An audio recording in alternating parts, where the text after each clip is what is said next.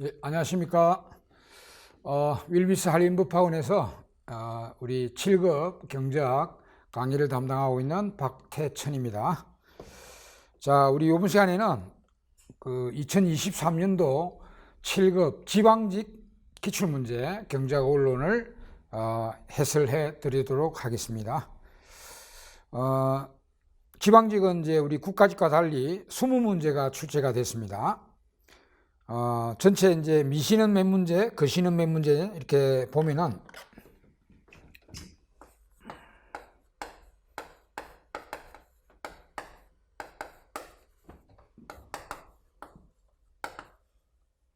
자, 미시 경제학에서 당연히 9문제 나왔어요. 미시 9개, 거시 경제학 문제 9문제. 국제 경제학이 좀 적게 나왔네요. 2문제 이렇게 해서 총 20문제를 냈습니다. 네, 냈고 계산 문제가 8문제 나왔어요. 이것도 계산 문제는 보통 이제 50% 이상 출제되는데 이번에는 8문제가 출제가 됐습니다. 그리고 제가 강조하는 100% 출제 이론, 무조건 출제된다는 이론에서 5문제 나왔어요. 탄력성 문제, 수요의 가격 탄력성 문제, 그 다음에 완전 경쟁 시장과 불안정 경쟁 시장의 특징이나 비교, 그 다음에 외부 효과, 그 다음에 환율, 이거 무조건 나오죠. 이거 5문제가 나왔어요. 5문제. 그 다음에 또 제가 수업 시간에 강조하는 50% 이상 출제 가능성이 있는 이론. 2년 만에 한 번은 나오더라. 2년 만에 한 번씩은 나오더라. 평균. 여기서 13문제 나왔어요. 그럼 요 2개만 합쳐도 18문제죠. 2문제는 예측 못한 데서 나왔습니다. 2문제 정도. 그 우리 국가직도 보통 이제 25문제 중에 한 2문제 정도는 예측 못한 데서 나올 수 있습니다. 물론 뭐 25문제 전부 다 예측한 데서 나올 수도 있고, 뭐 크게 잡아서 2문제 정도는 예측 못하고 구석에서 또 출제 가능성 아주 낮은 부분에서 출제될 수가 있습니다. 그럼 뭐 2문제 정도는 크게 신경 쓸 필요는 없겠죠. 이 지방직도 18문제가 우리가 예상한 데서 다 나왔고요. 2문제 정도는 예상하지 못한 데서 나왔습니다. 자, 이렇게 이제 전체 개간해 드립니다.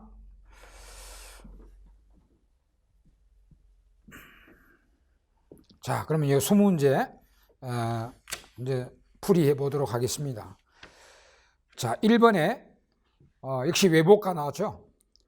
부정적 외부효과를 해결하기 위한 방안으로 옳지 않은 것은 이렇게 이제 그 외부효과에 대한 대책 방법들만 이렇게 물어본 겁니다. 우리 이제 수업 시간에 그 외부효과에 대한 대책으로서 이렇게 크게 나누죠. 첫째는 시장 요인을 통한 간접 해결 방법, 이걸 이제 시장화 방법이라 하기도 하고요. 내부화 방법이라 하기도 하죠. 여기 4개 있죠, 4개. 첫째는 보조금과 세금을 적절히 운영하는 방식. 그래서 피구가 말해서 이제 피구 보조금, 피구세 이렇게 부르죠. 그다음 2번째는 기업 합병하는 방법. 그다음 3번째는 재산권 할당하여 소유권 확립해서 협상 거래하는, 화폐 거래하는 코즈 정리가 있죠. 4번째는 오염 면허권 제도를 운영하는 거. 오염 면허 제도. 요 4개가 있고, 그 다음에 요거 이제 시장화 방법, 내부화 방법과 대칭되는 방법으로 정부의 직접 개입. 여기는 정부가 직접 규제, 명령하고 직접 규제하는 게 있고요. 그 다음에 하속말 처리장 건립 등 직접 투자를 통해서 오염을 줄이는 방법. 이렇게 이제 우리가 방법론을 쭉 공부를 하셨죠. 그걸 뭐 자세한 내용을 물어본 게 방법만 물어봤습니다. 그럼 여기 보면은 산업 내 기업 간 경쟁 촉진, 여기 어디 있어요? 없죠? 그 답은 1번입니다. 바로 명령 통제 정책이 요거 이제 정부의 직접 규제에 들어갑니다. 들어가고 소유권 확립은 코정리가 되겠죠. 코정리. 그다음 피구세는 여기 이제 세금 때리는 거. 나쁜 행위, 외부 불경제에 세금 때리고 외부 경제는 보조금 주는 방식. 현실에 제일 많이 활용되는 거죠. 이렇게 되어 있습니다. 그래서 뭐 아주 쉬운 문제죠. 답은 1번이 되겠고요. 자, 2번에 이제 열등제의 속성에 대해서 물어봤어요. 2번은 열등제. 열등제에 대한 설명으로 옳지 않은 것은 이렇게 했습니다. 당연히 1번에 수요의 소득 탄력성이 음이죠. 그게 열등제 아닙니까? 열등제 정의가 수요의 소득 탄력성이 음이면 열등제, 양이면 정상제 이렇게 정의되죠. 그게 맞고. 그 다음에 이제 2번, 3번, 4번은 이제 이 열등제의 경우에 대초가와 소득가의 내용을 물어봤습니다. 그러면 우리 열등제다, X제가. 그러면 X제 가격이 하락을 했다고 가정했을 때, 대초가는 싸졌잖아요. 이제 하락했다고 가정했을 때, 대초가는 X제 수요를 반드시 늘리죠. 대초가 그잖아요. 싸지면 늘리고, 비싸지면 줄이는 게 대초가입니다. 철칙이죠. 그 다음 소득가는 소득 변화의 행동인데, 가격이 인하되면은 이 사람 실질 소득이, 명목 소득은 불변이지만, 가격이 인하됐기 때문에 소비하는 재화에 실질 소득이 올라가죠. 요거에 의해서 수요를 어떻게 하는 건데, 이게 열등제니까 X제 수요를 줄이게 되죠. 열등제니까. 물론 정상제면 늘리는데 열등제니까 줄이게 되는 거죠. 그래서 열등제는 이 대초가 행동과 소득 행동이 반대 행동입니다. 정상제면 같은 행동이고요. 이거는 열등제니까 반대 행동으로 나타나죠. 이 중에 우리가 이제 이 대초가가 더 크면 결국 느리니까 그거는 이제 기편제 아닌 열등제고, 대초가보다 소득가 크면은 수요를 줄이니까 수요 법칙의 예외인 기편제가 된다. 이런 거 공부하셨죠. 네. 그래서 2번에 보면은 가격 상승 시에는, 가격 상승 시 대초가는 무조건 줄이고, 비싸지면 줄이고 싸지면 늘리는 게 대초가입니다. 그래서 가격 상승 시 대초가는 소비량을 감소시키는 거 맞고요. 그 다음 3번에 이제 답이죠. 가격 하락 시에 소득가, 요 있네요. 그죠? 가격 하락 시에 소득가는 실질 소득 증가니까 열등제라서 수요를 줄인다 해야 됩니다. 그래서 이거 3번이 정답이죠. 이거는 소비량을 증가시킨다 했잖아요. 그리고 4번에는 가격 변화 시 대초가와 소득가는 반대 방향으로 작동한다. 그럼 이거 했잖아요. 반드시 열등제는 이 두 행동이 반대 행동입니다. 자, 이것도 우리가 중요 출제 문제로서 우리 가격가는 대초가 플러스 소득가, 우리 경제학 언론에 총 3군데 나온다 했죠. 3군데. 대초가, 소득가 요 내용. 첫째는 요 재화 선택 시, XY 재화 선택 시 대초가, 소득가 내용이 있고요. 그 다음에 노동자가 임금 변화에 대해서 대초가, 소득가 행동 2개. 세 번째는 이자율 변동에 대해서 소비를 늘리냐, 저축을 하냐, 현재 소비, 미래 소비 어떻게 하느냐, 이 기간 선택 모델에서 그거 이자율 변화에 의한 소비 저축 선택 모델, 거기 3군데 이렇게 대초가, 소득가가 나오고요. 다 중요한 출제 가능성 있는 이론이라 강조해 드렸습니다. 네. 자, 2번이 그리고 이제 3번은 이제 또 시사적인 요인으로 출제 가능성 높은 고용 지표 계산 문제가 나왔어요. 물론 여기는 고용률만 물어봤네요. 고용률, 실업률, 고용률, 경제활동 참가율 이런 계산한 거 시사적으로서 굉장히 중요하게 출제되는 내용입니다. 오늘 거시경제학 문제로, 자, A국의 경제활동 인구 400, 비경제활동 인구 100만 명입니다. 자, 경제활동 인구가 400만 명, 비경제활동 인구가 100만 명. 요 두 개 합치면 우리가 생산 가능 인구라 그러죠. 생산 가능 인구 500만 명입니다. 그리고 경제활동 인구에서 취업자와 실업자로 나가죠. 그럼 여기에 실업자 수가 100만 명이라 했죠. 실업자 수가 100만 명이니까, 그럼 이거 400만에서 실업자가 100만이니까 취업자는 300만입니다. 그죠? 그럼 이때 이제 고용률을 구하라 했죠. 고용률은 생산 가능 인구분의 취업자 수가 고용률입니다. 그죠? 생산 가능 인구분의 경제활동 인구는 경제활동 참가율이고요. 그죠? 그 다음에 경제활동 인구분의 실업자 수는 실업률이죠. 그건 우리가 뭐 열심히 공부했습니다. 그래서 고용률만 구하라 했으니까 이건 이제 생산 가능 인구가 이 두 개 합치면 500만 명이잖아요. 그 500만 명의 취업자 수 300이니까 고용률은 500만 명분의 300만 명 이렇게 해서 이건 60%가 되겠습니다. 그죠? 60% 맞죠? 60%. 네. 답은 3번입니다. 자, 일단 그럼 요 1번, 2번, 3번. 자, 중급, 하급 문제들입니다. 그죠? 전반적으로 보니까 지방직 경제학 원론 문제는 우리 국가직보다는 전반적으로 쉬워요. 국가직이 요거보다는 전반적으로 평균 난이도가 조금 더 높습니다. 아무래도 국가직이니까 그렇겠죠. 지방직은 전체적으로 이 난이도가 국가직보다는 좀 낮게 출제가 됐습니다. 자, 그 다음 4번에는 이제 생산자 이론에서 나오는데요. 어느 기업의 생산함수가 콥다글라스죠. 콥다글라스로 주어졌다. 임금과 임대료가 12원 4원이다. 비용을 최소화하는 노동과 자본의 최적 투입 비율은 이랬습니다. 요런 자료만 줬기 때문에 노동은 몇 명, 기계는 몇 대 사용한다. 요까지는 계산할 수 없어요. 왜? 예산도 얼마다 이야기 안 나와 있고 하니까 그냥 요 자료만 가지고 우리 최소 비용의 생산 방법을 가지고 계산을 해봐야 됩니다. 이거는 우리 이제 생산자 이론에 보면 덕량곡선 이론 있잖아요. 덕량곡선 이론. 요 그림을 보면은 요거죠. 이제 노동과 자본을 가지고 X제를 만들 때 덕비용선과 예산선이죠. 덕량곡선이 접하는데 여기가 이게 100개라면은 100개를 만드는 최소 비용 효율적 생산점이죠. 요즘이. 그래서 노동자 이만큼 고용하고 기계 이만큼 고용해서 만들면 주어진 예산으로 최대량 아니면 주어진 양을 최소 비용으로 만들 수 있는 주어진 양을 최소 비용으로 생산할 수 있는 상태입니다. 그럼 요거의 이 점의 조건이 뭐냐? 조건은 이 덕량곡선의 기울기인 기술적 한계 대체율, 그죠? 기술적 한계 대체율, 이거는 MPK분의 MPL이죠.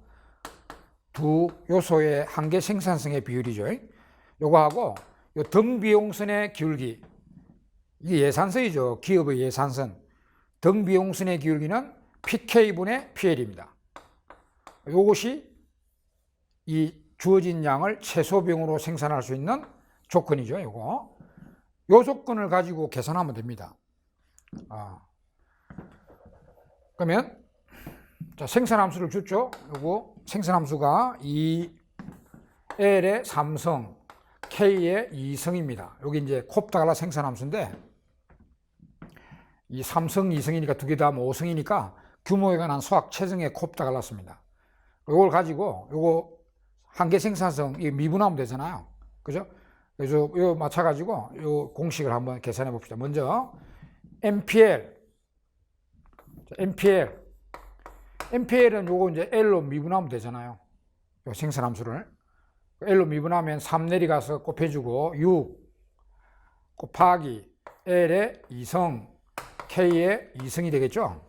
그 다음에 MPK는 K로 미분하면 되죠. 2 내려가서 곱하면 4 L의 3성 K의 1성이죠. 그 다음에 이제 PK분의 PL, 임금이 12원이고 임대료, 자본 임대료가 4원이랬죠. 그래서 임금은 12원, 자본 임대료는 이자율이죠.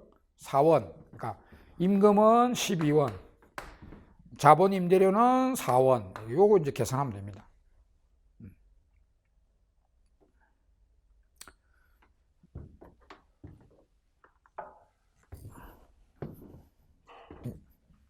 걸리겠다.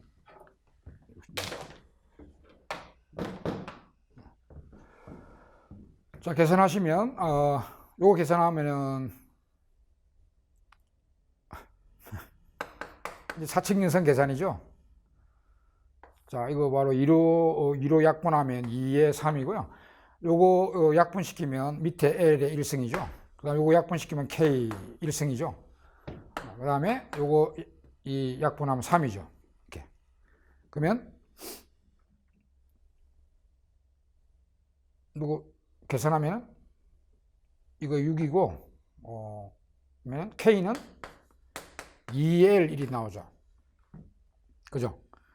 그러면 요게 K가 몇 대고 노동이 몇 명인 거는 모르겠지만 자본량이 노동의 2배가 된다는 거는 알 수 있죠. 그래서 답은 3번이죠. 자본을 노동의 2배 투입. 요게 답이죠. 3번에 이렇게 하시면 됩니다. 자, 이런 것도 우리가 열심히 많이 훈련했던 계산 문제입니다. 자, 그 다음에 5번에 조세의 정가 기착, 보조금의 혜택 기착에 대해서 물어봤습니다. 우리 이제 조세나 보조금을 부과했을 때 그 혜택을 누가 얼마 보느냐, 또 조세는 누가 얼마 부담하느냐, 그 파워게임이죠. 탄력성에 따라 결판나죠. 탄력성. 탄력성이 자기의 파워 아닙니까? 그 수요 탄력성과 공급 탄력성의 상대적 크기에서 결판납니다. 그럼 논리는 역탄력성 룰. 더 탄력적인 자가 조세를 덜 부담하고, 또한 보조금도 더 탄력적인 자가 보조금에 덜 혜택 봅니다.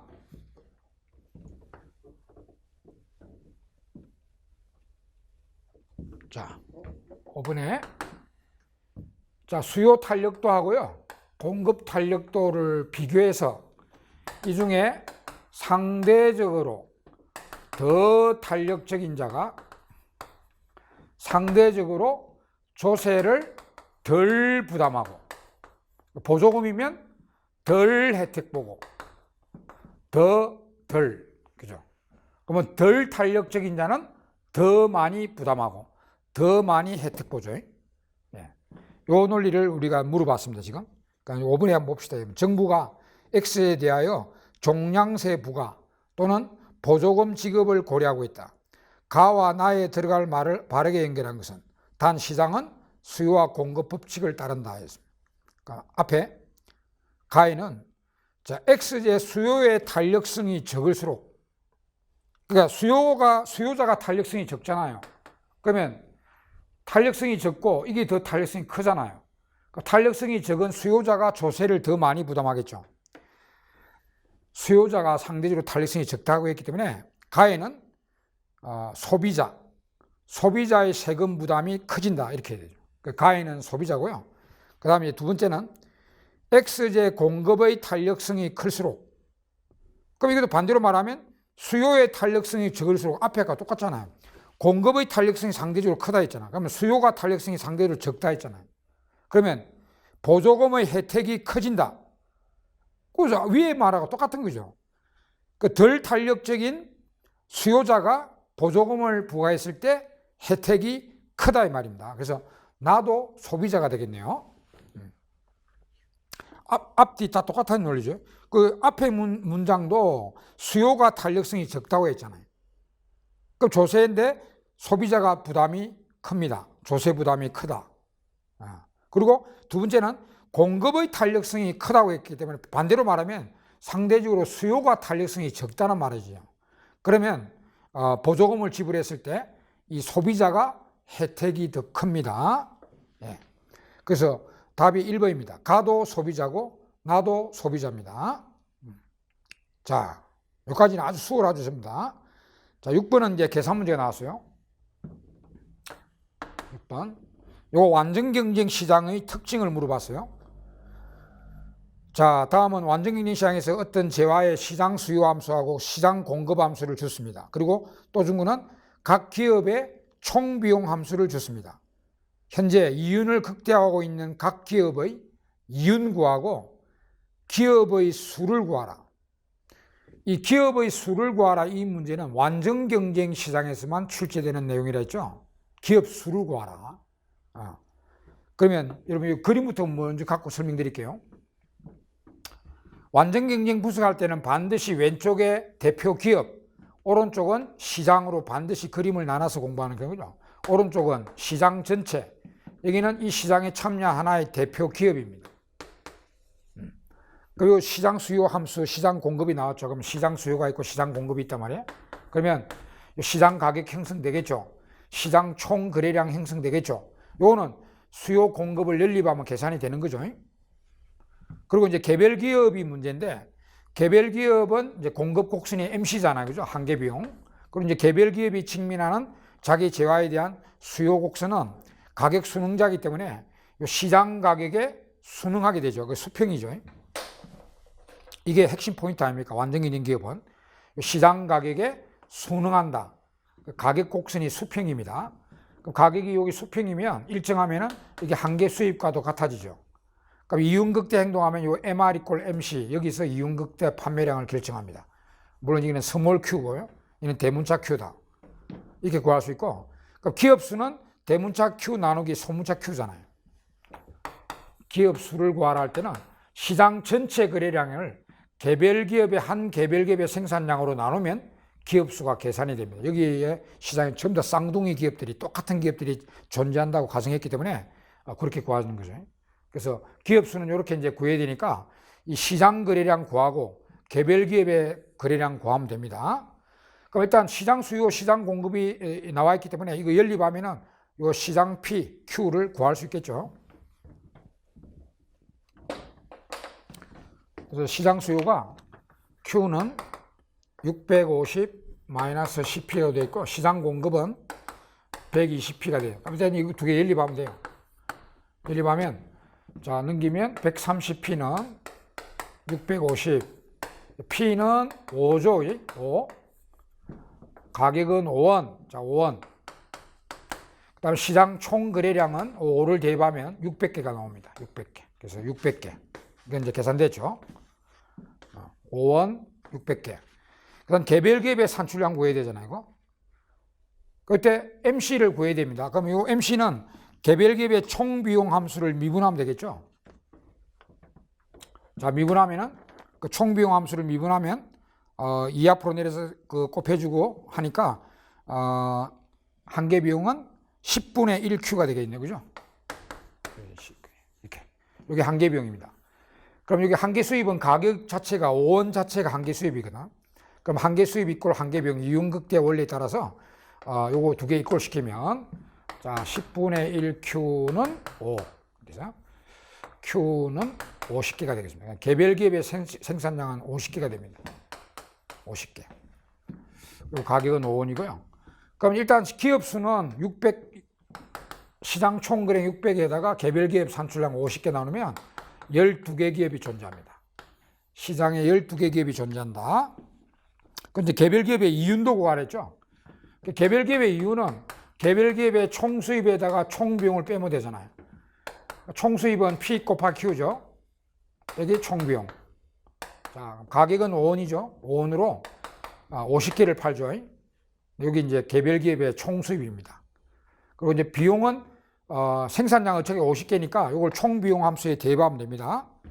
총 비용 함수에 대입하면 총 비용은 100 플러스 20분의 Q제곱이니까 요거 50의 제곱 이렇게 해서 비용을 계산할 수 있습니다. 그럼 요거는 2,500이고요. 요거 계산하면요 2,250입니다.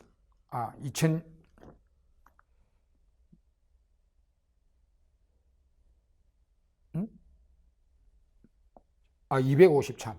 5, 25, 250이죠. 요거 계산하면 요거는 2,500을 또 20 나누면 뭐 이렇게 해서 100 더하면 여기 225가 돼요. 그래서 이유는 25원이 되겠습니다. 그래서 정답은 2번이 되겠습니다. 이거 100% 출제된 데 있잖아요. 완전 경쟁의 시장의 특징 및, 물론 계산 문제로 나왔지만 이거는 100% 출제되는 그런 이유입니다. 그럼 벌써 6번까지 보면은 100% 출제되는 게 1번하고요 6번이잖아요. 1번 외부호가, 6번 100%. 그리고 지금 2번, 3번, 4번, 6번도 전부 다 출제 가능성 높은 50% 이상씩 출제될 가능성이 높은 이론들입니다. 그 다음 7번에 이제 비용. 이것도 뭐 출제 가능성 높은 일요인데, 기업의 비용 문제를 물어봤습니다. 고정비용이 있기 때문에 단기비용이네, 그죠? 그러니까 우리가 기본서에 있는 일반적인 기업의 단기비용 그래프를 공부하셨잖아요, 여러분들이.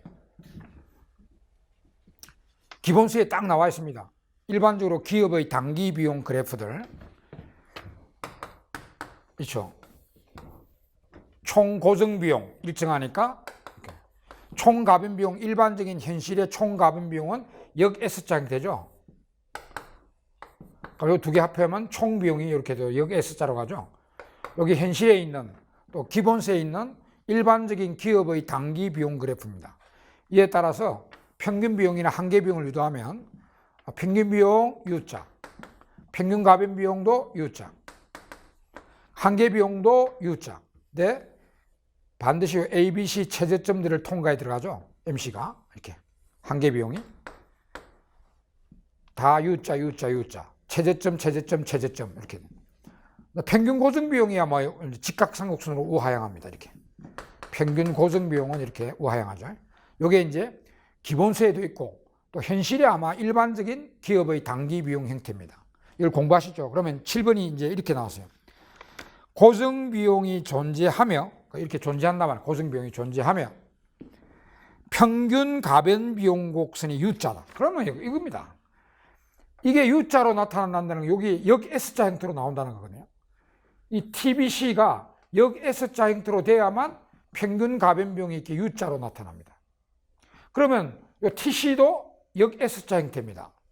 그러면 AC도 U자 형태입니다. MC도 U자 형태입니다. 다 U자 형태예요. 근데 최저점이 MC 왼쪽, ABC 오른쪽, AC 최저점이 제일 오른쪽에 있습니다. 이렇게 이제 공부를 했죠. 그럼 요걸 이제 물어봤는데 옳은 것은 했습니다. 자, 1번에 평균 비용 곡선이 U자형을 띠지 않을 수도 있다. 절대로 아닙니다. 이게 역 S자 형태로 나오면 이것도 역 X자고 그러면 AC는 무조건 U자입니다. 그래서 U자형을 띠지 않을 수도 있다. 틀렸어요. 그 다음에 2번 평균 가변 비용이 최저가 되는 점 여기죠. 평균 가변 비용이 최저가 되는 점에서 평균 비용과 한계 비용이 일치한다. 틀리죠. 한계 비용하고 평균 비용이 일치하는 데는 여기 AC 최저점입니다. 여기 틀리죠. 여기는 ABC하고 MC가 일치하고 여기는 AC하고 MC가 일치하는 데는 여기입니다. 그러니까 틀리죠. 그다음 3번 평균 비용과 평균 가변 비용이 모두 감소하는 구간 이쪽이죠. 요 감소하는 구간 이 두 놈이 감소하는 구간 이쪽이죠. 이 감소하는 구간에서는 한계 비용은 증가한다. 틀리죠. 요 구간에서는 이렇게 봅시다. 요 왼쪽인데 이 감소하는 구간에서는 MC는 감소도 할 수 있고 증가도 할 수 있습니다. 그죠? 증가도 하고 있잖아요. 그러니까 무조건 증가한다. 틀렸습니다. 그러니까 답은 4번이겠네요. 평균 가변 비용이 최저가 되는 생산량이 평균 비용이 최저가 되는 생산량보다 작다. 여기 맞죠?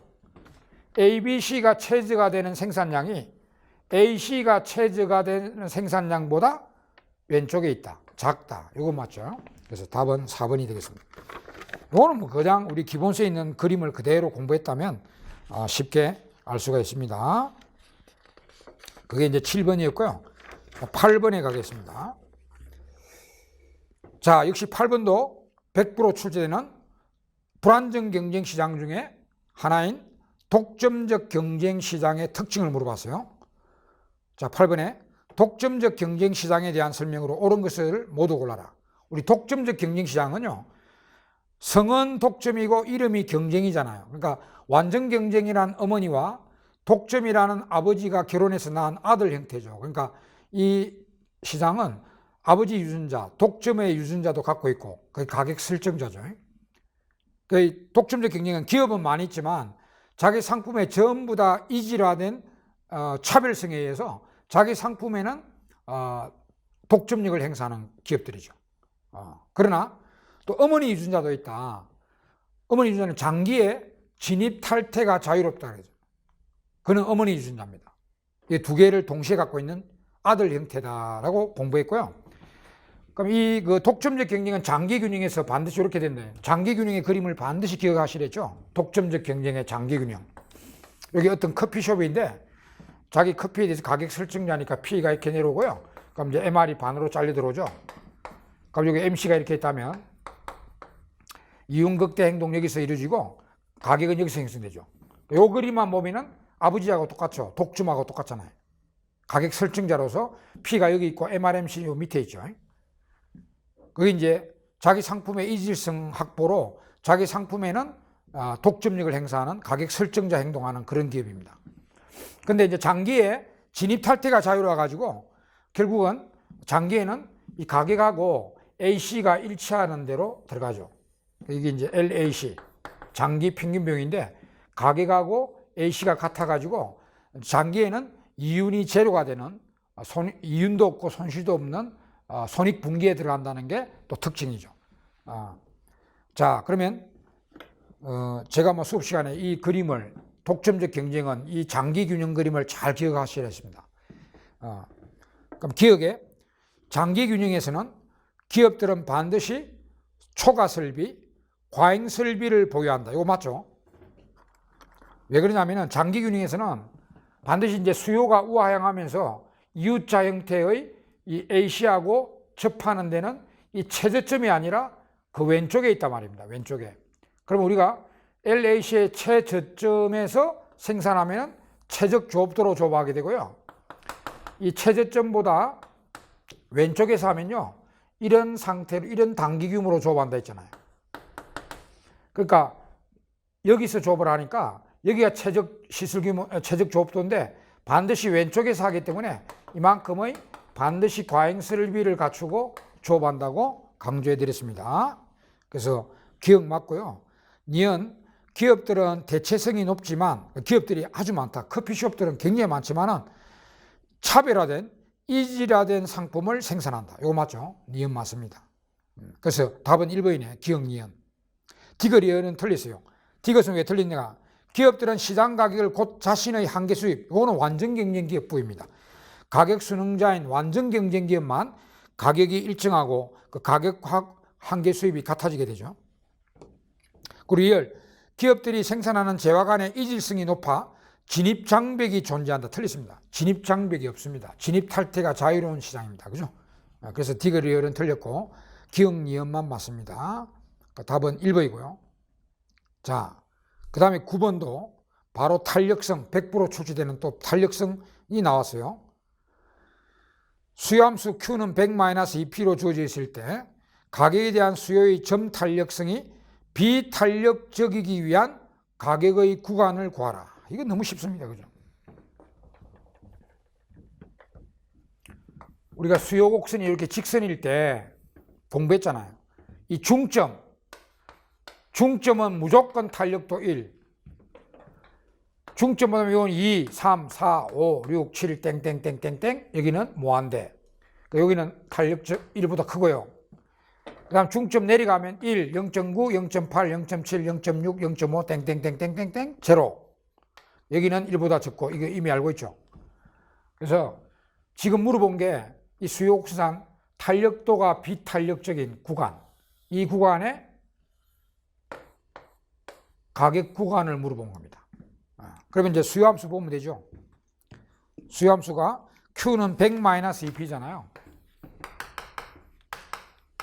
보면은 요 Q로 정의되어 있기 때문에 여기 이제 X축 절편이죠. 요 100이잖아요. 100. 이거 100이고, 그 다음에 이제 기울기가 -2분의 1이죠. 이게 기울기 아니고 P로 정의돼야 기울기가 되지. Q로 했으니까 여기 기울기 역수입니다. 그럼 기울기는 -2분의 1이니까, 여기 기울기가 2분의 1이니까 여기가 150이 되겠네요. 여기가. 그죠? 기울기 2분의 1이니까 이거 딱 보고 기울기가 2분의 1이다. 물론 -2분의 1이죠. 그러니까 여기 100이니까 여기 50이 되겠습니다. Y절편은. 그럼 여기 이제 딱 중점이잖아요. 중점은 요 거리가 다 똑같단 말이에요. 요 거리가. 이렇게. 요 거리 다 똑같아요. 이것도 다 거리가 같다. 그리고 이제 요 P는 25이죠. 그래서 가격이 0원에서 25원 요 구간에 이제 요 수요 요 빨간 데죠. 여기가 탄력도가 1보다 적습니다. 그래서 답은 1번입니다. 가격이 0원에서 25원 사이, 요 사이에 탄력도가 일보다 적습니다. 자, 그 다음에 10번에 이제 거시경제학 쪽에 소비자 물가지수의 성격을 물어봤습니다. 소비자 물가지수, 우리 물가지수나 인플레이션 이런 거 다 시사적으로 중요하게 출제된다고 그랬죠. 우리 소비자 물가지수는 라스파이레스식으로 계산되죠. 생산자 물가지수하고 소비자 물가지수 다 라스파이레스식으로 계산하고 GDP 디플레이터라는 물가지수는 파쇄식이다. 그래서 우리 라스파이레식은 이렇게 하죠. 품목들 합산하고 이제 비교기 가격하고 기준기 가격 하는데 가중치를 아래 위쪽에 다 기준연도의 거래량을 가중치로 주는 게 라스파이레스죠. 그 라스파이레스는 기준도 거래량을 가중치로 잡기 때문에 만약에 어떤 지하가 가격이 뛰어도요, 보통 우리가 가격이 뛰면 이 기준인도보다 가격이 뛰었다 합시다.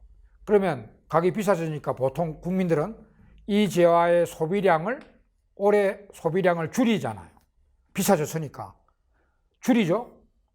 근데 여기에 곱해지는 거는 기준연도에 많이 거래한 양이 곱해지 버리잖아요. 실제로는 비싸서 많이 가격이 뛰어가지고 비싸져서 우리는 소비를 줄였어요. 실제로는 아무리 많이 줄여도 계산에서는 기준연도의 거래량이 계산돼 버립니다. 그러니까 뻥튀기 되죠. 비싸졌는데도 예를 들어 이게 기준연도가 100개가 거래됐다 합시다. 근데 가격이 올라갔어요. 우리 10개로 줄였어요. 실제로. 근데 여전히 계산에는 100개가 거래된 것처럼 계산돼 버리죠. 그러니까 뻥튀기 됩니다. 그래서 그게 물가를 상대적으로 가대평가 가능성이 있는 게 라스파이레스 계산 방식이라고 공부했죠. 그래서 바로 그게 1번에 있습니다. 기억에 있습니다. 기억에. 상대 가격 변화로 인한 이게 이제 뭐가 비싸졌는데 대초가, 그러니까 비싸진 건 우리가 줄이잖아요. 실제로 줄이는데 그 행동이 반영되지 않는다. 그래서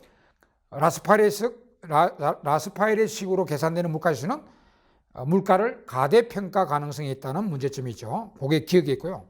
그 다음에 니은은 상품 품질의 변화가 생계비에 주는 영향이 반영되지 않는다. 이거는 모든 물가지수의 문제점 아닙니까? 우리가 상품 질이, 이제 가격은 그대로라도 우리 질이 좋아지면 느끼기는 싸졌다고 느낄 거 아닙니까? 가격은 100은 그대로인데 여기 질이 좋아지면은 우리가 좀 상대적으로 싸졌다 느끼는데 이 질 좋아진 거는 물가지수에 반영이 되지 않습니다. 어떤 물가지수에도. 그래서 그런 문제도 있고, 그 다음에 D것에 새로운 상품의 도입으로 인한 생계비 변화 효과가 반영되지 않는다. 새로운 상품의 도입. 이것도 마찬가지입니다. 왜? 우리 소비자 물가지수나 생산자 물가지수는 이 품목 있죠. 조사하는 품목이 품목 변경을 통상 5년마다 하잖아요. 5년마다. 품목을 5년마다 바꿉니다. 통상. 그러면 5년 만에는 5년 동안은 같은 품목을 조사한다는 거죠. 그럼 그 중간에 새로운 아주 질 좋은 물건이 도입됐다. 그런 그걸 물가에 반영이 안 되잖아, 바로. 예. 그래서 디귿도 맞습니다. 그래서 답은 4번입니다. 기역, 니은, 디귿이 모두 옳은 말입니다. 네.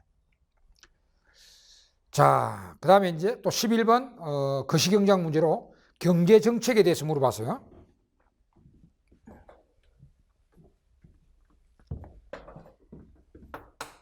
경제정책. 경제 안정화 정책에 대한 설명으로 옳지 않은 것은 했습니다. 우리 경제 안정화, 재정정책, 금융정책 그 이야기입니다. 1번 통화정책은 재정정책보다 내부 시차는 짧지만 외부 시차는 길다. 이거 맞죠? 우리 시차 이야기, 이제 재정과 금융을 우리 기본세에도 보면은 재정 대 금융정책을 여러 면에서 다각도로 비교하잖아요. 그 중에 하나로 시차 문제. 우리 시차에는, 정책 시차에는 크게 내부 시차와 외부 시차가 있고요. 내부 시차는 인식 시차와 실행 시차가 있습니다. 그래서 요 인식시사야 뭐 똑같다 하더라도 요 입안하고 조율하고 의견을 개진하고 최종 의사결정까지 내리는 기간이 요 실행시사죠. 요거는 상대적으로 금융보다 재정이 길죠. 그런데 외부시사 요놈이 이제 효과시사죠. 정책을 실행했을 때 효과가 나타날 때가 이 시간적 갭인데 요거는 상대적으로 금융이 길다고 공부했습니다. 네. 그래서 1번 맞죠? 통화정책은 재정정책보다 내부 시차는 짧지만 외부 시차가 길다. 맞죠?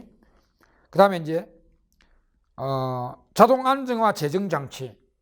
우리 재정정책에도 재정정책을 또 크게 나누면 자유재량 재정정책과 자동 안정 재정장치로 나가죠. 적극적 재정정책과 소극적 재정정책 이렇게 또 구분하죠. 물론 케인즈가 선호한 재정은 재량 재정이지만 자동 안전 재정 장치라는 것도 있죠. 근데 여기 장단점이 재량은 효과가 강력한데 시차 문제가 크고 자동 안전 장치는 효과가 좀 미약하지만 시차 문제를 많이 극복할 수 있는 게 장점이죠. 그렇게 우리가 공부를 또 하죠. 이거 공부하면 같이 공부하잖아요. 그죠? 그래서 우리가 자동 안전 장치에는 모든 소득 재분배 정책들이라고 공부했죠. 모든 소득 재분배 정책들. 그럼 여기 누진세나 실업보험제도 대표적인 소득 재분배 정책들로 자동 안정 장치가 됩니다. 그리고 3번에 유동성 함정. 유동성 함정 많이 공부하셨죠, 여러분? 그 케인즈 학파 진영에서 통화주의 학파에 날려보낸 핵미사일 이론입니다. 유동성 함정에 빠지면 통화정책은 전혀 효과 없게 됩니다. 유동성 함정에서는 LM이 수평선이잖아요. 그러면 요 아이스가 있으면 국민소득인데 여기서는 재정정책을 써야만 효과를 볼 수 있고 이 금융을 써서 LM을 옆으로 당겨봐야 전혀 소득은 변하지 않는다. 그 내용입니다. 그래서 통화정책이 효과적이라는 통화주의를 쑥대밭을 만든 이론이죠. 유동성 함정. 그 다음에 이제 이 통화주의가 3년 뒤에 유동성 함정에도 금융이 효과 있다. 이걸 끌고 들어오는 게 피구 효과죠. 그것도 우리가 다 이제 공부를 다 했습니다. 그러니까 요 3번도 막 답은 4번이네. 체적 정책의 동태적 비일관성. 이거 대표적으로요. 재량 정책의 문제점 중에 하나잖아요. 재량 정책의 문제점 4개가 있는데 그 중에 하나잖아요. 체적 정책의 동태적 비일관성 문제. 요거에 의하면 재량 정책이 준칙을 따르는 정책보다 바람직하다. 틀리죠, 이게. 요거는 재량의 문제점입니다. 이런 문제점을 극복하려면 재량보다는 고준파들이 강조하는 준칙 정책으로 가야 되죠. 그래서 우리가 케인즈가 좋아하는 재량 정책의 우리 문제점으로 4개가 지적되잖아요. 첫째, 이랬다 저랬다나 매년 새로운 정책을 펼치니까 경제가 불확실성이 커질 것이고, 그 다음에 앞에 이야기했던 시차 문제도 심각하게 일어날 것이고, 셋째, 매년 새로운 정책을 짜고 새롭게 펼쳐나가니까 돈을 자기한테 써달라는 로비 집단들의 로비 가능성도 생기겠죠. 그리고 마지막이 요거잖아요. 이 체적 정책의 시간적, 동태적 비일관성 문제죠. 그러니까 이 재량 정책은 단기에는 체적이라 할지라도 시간을 길게 보면 이게 동태적, 시간적인 장기적으로 보는 겁니다. 오락가락하는 정책이기 때문에, 비일관된 정책이기 때문에 우리 국민들이 민간이 정부를 신뢰를 하지 못한다는 거죠. 자꾸 정책이 바뀌니까. 그러니까 나중에는 정부가 어떤 정책을 쓰더라도 민간이 신뢰를 못하니까 민간이 엉뚱한 반응을 벌이기 때문에 원래 의도했던 정책 효과가 나타나지 않는다는 그런 문제입니다. 그게 이제 그 재량의 문제점 중에 또 하나죠. 그래서 여기 틀린 것이 4번이 되겠습니다. 자,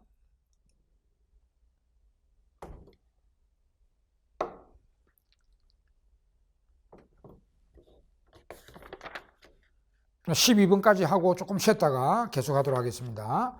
12번 또 총수요 총공급 모형입니다. 12번에 총수요 총공급 모형에서 예상치 못한 화폐 공급의 증가. 그럼 총수요가 우측으로 이동하겠네, 그죠? 화폐 공급 증가는 금융 정책이잖아요. 그래서 예상치 못한 화폐 공급의 증가의 결과로 옳지 않은 것은, 여기 보기 보니까 우리 잘 공부해. 우리 총수요 총공급 모델에서는 단기의 결과와 장기의 결과가 반드시 구분돼서 공부돼야 된다고 했죠. 그래서 여기 단기 균형, 장기 균형 이렇게 구분해 놨습니다. 그러면 우리가 이건 너무 쉽죠. 충격은 총수요를 우측으로 이동시키는 충격이죠. 화폐 공급 증가니까. 그러면 우리가 보통 이제 총공급이 장기에는 수직이죠. 총공급이 장기에는 수직. 롱런 AS가 수직이죠. 여기 이제 완전고용 잠재 지표입니다. 그 단기 총공급은 우상향이죠. 이거 총공급 형태에서 이렇게 공부하잖아요. 그럼 여기에 총수요 곡선이 걸려 있다. 최초 균형이 여기입니다. 그래서 물론 예상치 못했지만 하여튼 통화량이 증가 일어났잖아요. 그럼 이제 AD가 이렇게 탁 이동합니다. 그러면 단기에는 경제가 일로 가죠. 단기에는 일로 가서 소득 늘고 물가도 물론 오르죠. 단기에는 소득도 늘고 물가도 오른다. 이제 1번, 2번 다 맞죠? 단기에는 총생산량 증가, 단기에서는 물가도 상승. 근데 장기는 이제 일로 가죠. 이쪽으로 가죠. 장기는 이제 물가가 상승되었으니까 우리나라 국민들이 이 물가 상승을 기대해서, 특히 노동자들이 물가 상승을 기대해가지고 임금 올리달라, 일 안 한다, 임금 안 올리지만 일 안 한다, 이렇게 반응을 해버리죠. 그래서 단기 총공급이 이렇게 물가를 슬슬 기대해 나가면 이게 단기 총공급이 좌측으로 자꾸 이동해 들어갑니다. 그래서 장기에 물가를 완전히 기대하면은 이 파란 장기 총공급 균형으로 들어가게 되죠. 여기가 이제 C가 장기에 들어가는 경제입니다. 우리가 이게 삼각형, 마름모, 이게 삼각형 많이 그리잖아요. 이렇게 갔다가 이렇게 갑니다. 그래서 장기에는 소득은 불변이죠. 물가는 더 많이 치솟는데 소득은 불변으로 돌아옵니다. 그래서 틀린 게 3번이잖아요. 장기 균형에서는 총생산량은 불변인데 증가한다. 이거 틀리죠. 물가는 상승한다. 맞고요. 총생산량, 즉 국민소득은 불변이라고 해야 되죠. 그래서 3번이 답입니다. 자, 여기까지 봤을 때 12문제 풀어드렸는데요. 아주 어렵다고 할 수 있는 문제는 아직 없습니다. 없고, 그리고 전부 다 지금 12문제까지는 전부 100% 출제된다는 이론과 50% 이상 출제될 가능성이 높다는 이론들로 지금 출제가 되어 있습니다. 아직까지는 2문제, 우리 예측 못한데 또 출제 가능성이 낮은데 아직 2문제가 있는데 아직 안 나왔습니다. 자, 그럼 나머지 8문제는 조금만 쉬었다가 계속 하도록 하겠습니다. 자, 여러분 계속해서 2023년도 지방직 7급 기출 경제학 원론 나머지 13번부터 20번까지 풀이하도록 하겠습니다. 자, 13번에 이제 소비 함수론에서 출제가 됐습니다. 13번에는 이제 우리 프리드만의 항상소득가설, 여기 출제가 됐네요.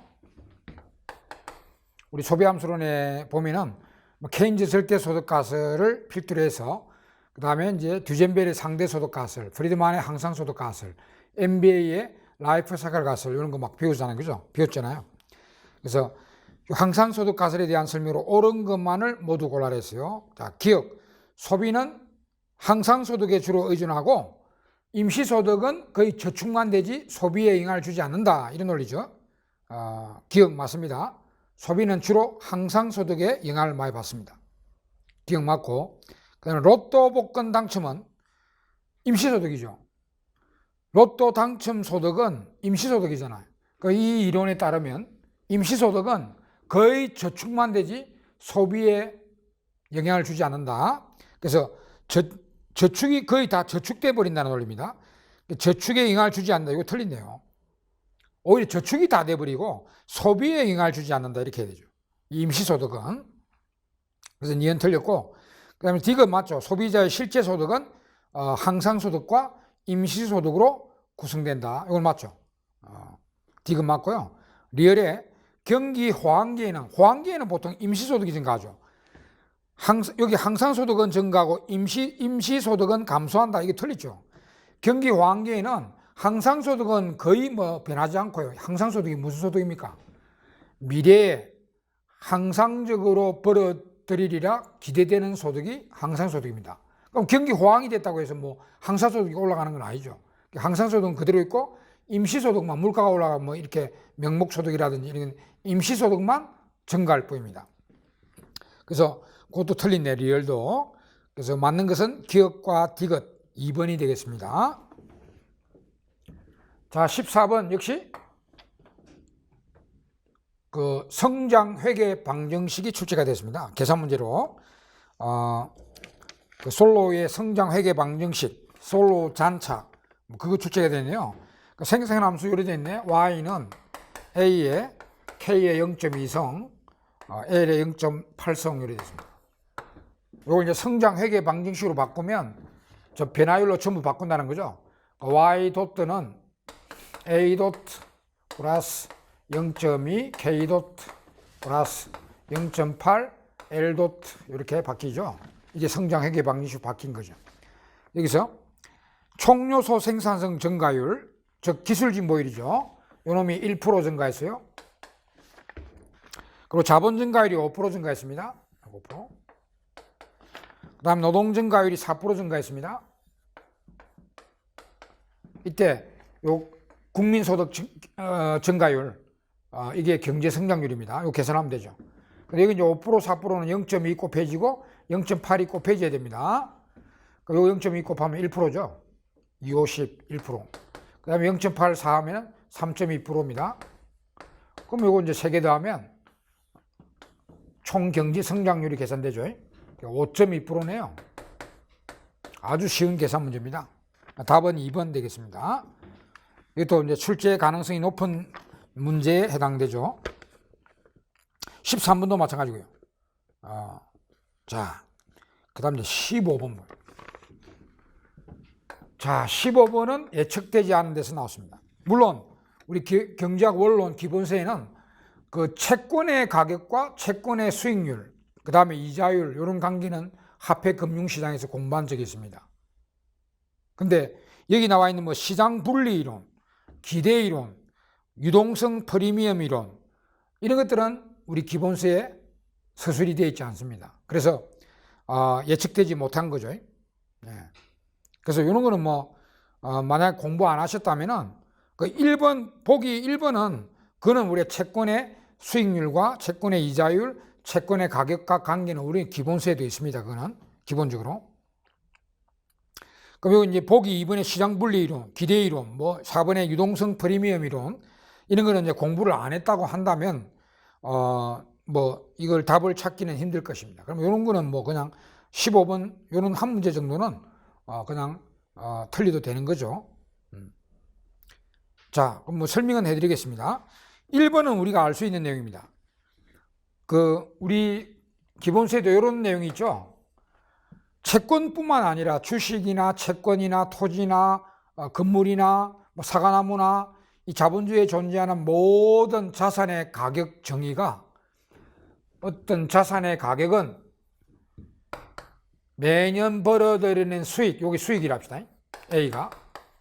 그리고 이 수익이 만약에 영구히 발생한다고 가정한다면 이 자산의 가격은 R분의 A로 계산이 돼. 이거는 공부한 적이 있죠. 부동산이든 토지든 건물이든 뭐 사과나무든 주식이든 채권이든 모든 자본주의에 존재하는 자산 가치는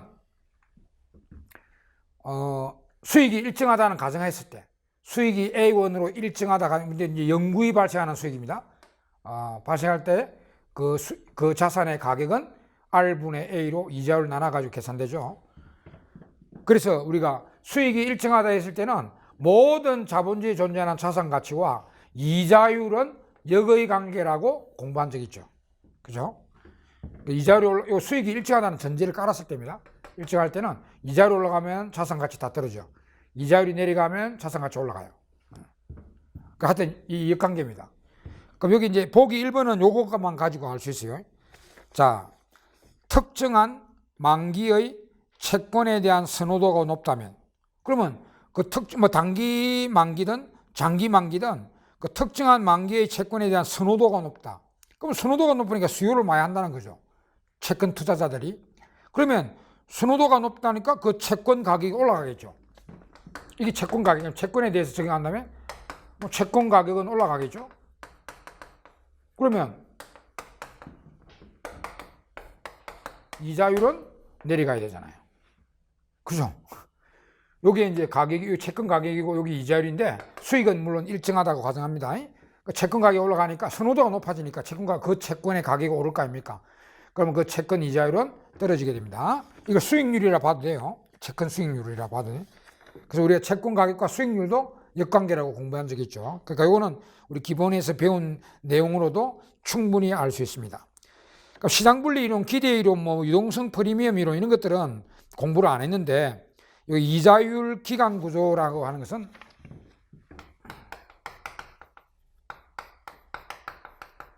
채권에 대한 이야기입니다. 그 채권의 만기 기간에 따른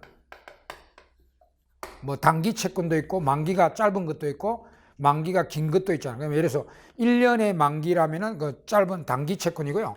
5년 만기라면은 좀 장기 채권이라 볼 수 있는데 그 만기 기간에 따른 이자율 구조 이론입니다. 이것도 이자율도 이제 장기 채권은 장기 이자율이고요. 단기 채권은 단기 이자율 이런 거를 분석하는 그런 이론이 이자율 기간 구조 이론입니다. 그 중에 이제 세 가지 이론이 있어요. 시장 분리 이론이 있고요. 기대 이론이 있고요. 위험 프리미엄 이론이 있습니다. 유동성 프리미엄 이론. 위험이 아니라 유동성 프리미엄 이론. 이 세 가지가 있는데 그 시장 분리는 말 그대로죠. 시장이 채권 시장이죠, 이거. 특히 이제 채권 이제 장기 채권 시장과 단기 채권 시장 간에 분리되어 있다. 전혀 관계 없다. 장기 채권과 장기 채권 시장과 단기 채권 시장 간에는 아무 관련 없다를 전제하고 분석하는 이론입니다. 그러니까 장기 채권 시장하고요. 단기 채권 시장하고 아무 관련이 없다. 분리되어 있다. 그러니까 여기에 이자율이 여기에 영향을 주고 여기 이자율이 여기 이자율을 주고 그렇게 연계되어 있지 않습니다. 그게 이제 시장 분리 이론이고요. 기대 이론은 이제 연결되어 있습니다. 기대 이론은 장기 채권 시장과 즉 장기 금리와 연계가 되어 있다. 연계. 단기 채권 시장이 서로 영향을 미친다. 단기 채권 시장, 단기 금리라든지 단기 채권, 장기 채권, 장기 금리 이런 것들이 연계되어 있다라고 보는 게 기대 이론입니다. 이거 이제 두 개가 상반되어 있죠. 그다음에 유동성 프리미엄은요. 프리미엄 알죠? 할증. 그 유동성이 있나 없나 이건데 당연히 요거는 장기 채권이요. 단기 채권보다는 유동성이 떨어지잖아요. 장기 채권 5년이니까 5년 동안에 그 채권을 못 파니까 그 현금화되지 않기 때문에 유동성이 떨어지는 채권이고 단기 채권은 이제 유동성이 좀 빠르죠. 1년 만기짜리면 1년 뒤에는 바로 현금화되기 때문에 유동성이 높다. 그러면 이게 유동성이 낮기 때문에 그에 대한 대가로 유동성이 낮은 채권이니까 그걸 감수하는 그 기회비용 대가로 프리미엄을 붙여야 된다. 이자율 프리미엄을 더 붙여야 된다. 추가를 해야 된다. 그래서 요거는 장기 채권의 이자율이 장기 채권의 이자율이요. 당연히 단기 채권 이자율보다는 높아야 된다. 뭐 수익률이라 해야 되고요. 장기 채권의 수익률이 단기 채권의 수익률보다는 당연히 높아야 된다라고 주장하는 이론이 유동성 프리미엄 이론입니다. 장기 채권이 이제 유동성이 떨어지니까 그에 대한 대가로서 금리 프리미엄을 더 붙여가지고 단기 채권보다는 이자율이 더 높아야 된다라고 주장하는 그런 이론입니다. 자, 그럼 이거 보면 2번에 맞죠? 2번은 시장 분리 이론은 만기가 다른 채권 간에 이게 만기가 다른 채권이 장기 채권과 단기 채권입니다. 간에 대체성이 전혀 없다고 가정한다. 맞겠죠? 그럼 이제 기대 이론은 대체성이 연결되어 연계가 되어 있습니다. 서로 영향을 준다는 겁니다. 기대 이론은 장기 이자율과 단기 이자율의 역전 현상을 설명하기 어렵다. 틀렸습니다. 연계되어 있으니까 설명할 수 있습니다. 여기 답이네요. 3번이. 그리고 4번은 맞죠. 유동성 프리미엄의 이론에 따르면 장기 채권일수록 유동성 프리미엄이 증가한다. 그래서 이 장기 채권일수록 수익률이나 이자율이 높아야 된다. 단기 채권보다는 이런 이론입니다. 그래서 다 맞고 3번이 답인데, 그러면 요거는 요 기대 이론은요. 그래서 자, 5년 만기짜리 채권이 있고요. 1년 만기짜리 채권이 있다 합시다. 그러면 이 5년 만기짜리 채권의 이자율을 여기 A5를 할까요? A5를 할까요? 이거는 그 5년 만기짜리 채권의 이 장기 이자율이죠. 장기 수익률이고. 이거는 그럼 1년 만기 채권자리 이제 1년 그다음에 2년째 이 단기 이자율입니다. 2년 또 3년 또 4년째 이자율, 이게 다 단기 1년짜리 채권들의 이자율들입니다. 이건 물론 이제 2년 뒤에, 3년 뒤에, 4년 뒤에, 5년 뒤에 예상하는 거죠. 이런 그 1년짜리 수익률들의 요걸 다 합해 가지고 5년으로 나누는 거죠. N년으로. 요게 이제 이 5년짜리 만기 채권의 이자율이라 보면 됩니다. 산술적으로 이렇게 하는데, 보통은 이 단기 이자율보다는 이 장기 이자율이 높아요. 근데 이거 한번 보십시오. 지금은 그러면 요게 높고 요거 1년짜리 만기 채권의 이자율입니다. 요거 예를 들어서 요게 이제 5%로 할까요? 이거 5%? 쉽게 이야기해서 5%. 요거는 지금 7%로 합시다. 7%. 근데 갑자기 올해, 이게 올해를 합시다. 이거 1년 뒤, 2년 뒤, 3년 뒤, 4년 뒤를 합시다. 올해 갑자기 뭐 어떤 경제 상황이 변해가지고 올해 이 단기 이자율이 급등한다 합시다. 급등하면 여기 요래서 여기 뭐 6%까지 올라가 7%로 할까요? 7%. 그러면 올해 갑자기 무슨 연유에 의해서 이 올해의 단기 이자율이 급등하면은 사람들은 정상적인 경제에서는 앞으로의 이자율들 있죠. 1년 뒤, 2년 뒤, 3년 뒤, 4년 뒤 이런 것들은 내려가리라 예상됩니다. 그렇잖아요. 정상적인 경제에서는 올해 갑자기 이자율이 올라갔기 때문에 1년 뒤에, 2년 뒤에 이자율들은 지금보다는 낮아질 것이다. 지금보다 낮아질 것이라고 이렇게 예상을 하게 됩니다. 그러면 이게 다 낮게 예상되면은 요거를 산술 평균한 거기 때문에 요거는 떨어질 수 있잖아요. 이거는 뭐 이렇게 6%로 떨어졌다. 그러면 여기 처음에는 단기 이자율보다 이 장기 이자율이 높았는데 5%, 7%였는데 이게 갑자기 올라감으로 해서 이건 미래 단기 이자율들이 낮게 예상된다면 요거는 내려갈 수도 있습니다. 그래서 이렇게 역전될 수가 있는 거죠. 그런 내용인데 하여튼 뭐 3번은 틀린 말입니다. 역전 현상을 설명할 수 있습니다. 왜? 장기 채권과 단기 채권을 연계되어 있다. 서로 이 이자율에 영향을 미치게 되어 있다라고 보는 이론이기 때문에 역전 현상을 설명할 수 있죠. 설명할 수 없다라고 되면 여기 틀린네. 이 정도만 하시고 이런 건 뭐 출제 가능성이 굉장히 낮아요. 또 우리 경제학 원론 기본서에는 화폐 금융론에서 이런 내용까지는 수록이 되어 있지 않습니다. 보통. 그럼 뭐 아주 깊은 경제학 원론이 아니라 화폐 금융론이라는 책에는 실려 있을 수 있습니다. 근데 보통 경제학 원론 책에 화폐 금융론에서는 보통 요까지는 수록을 안 하죠. 근데 뭐 이렇게 출제를 했는데 뭐 어찌겠습니까? 이런 걸 뭐 틀려주는 거죠. 자, 15번이 뭐 그런 문제고요. 그 다음에 이제 16번에 우리가 또 중요하게 시사적으로 출제 가능성이 높다고 하는 리카도 등가 정리라는 게 나왔어요. 자, 리카도 등가 정리는 무슨 내용입니까?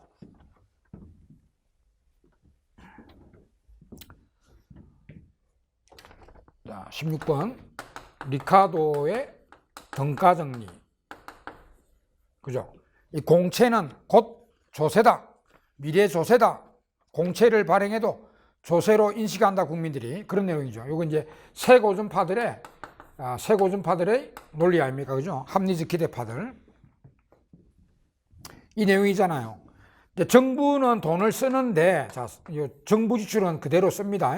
근데 보통 이제 이 돈 쓰는 방법이 텍스를 징수해서 자금 조달해 가지고 정부 지출을 할 수가 있고요.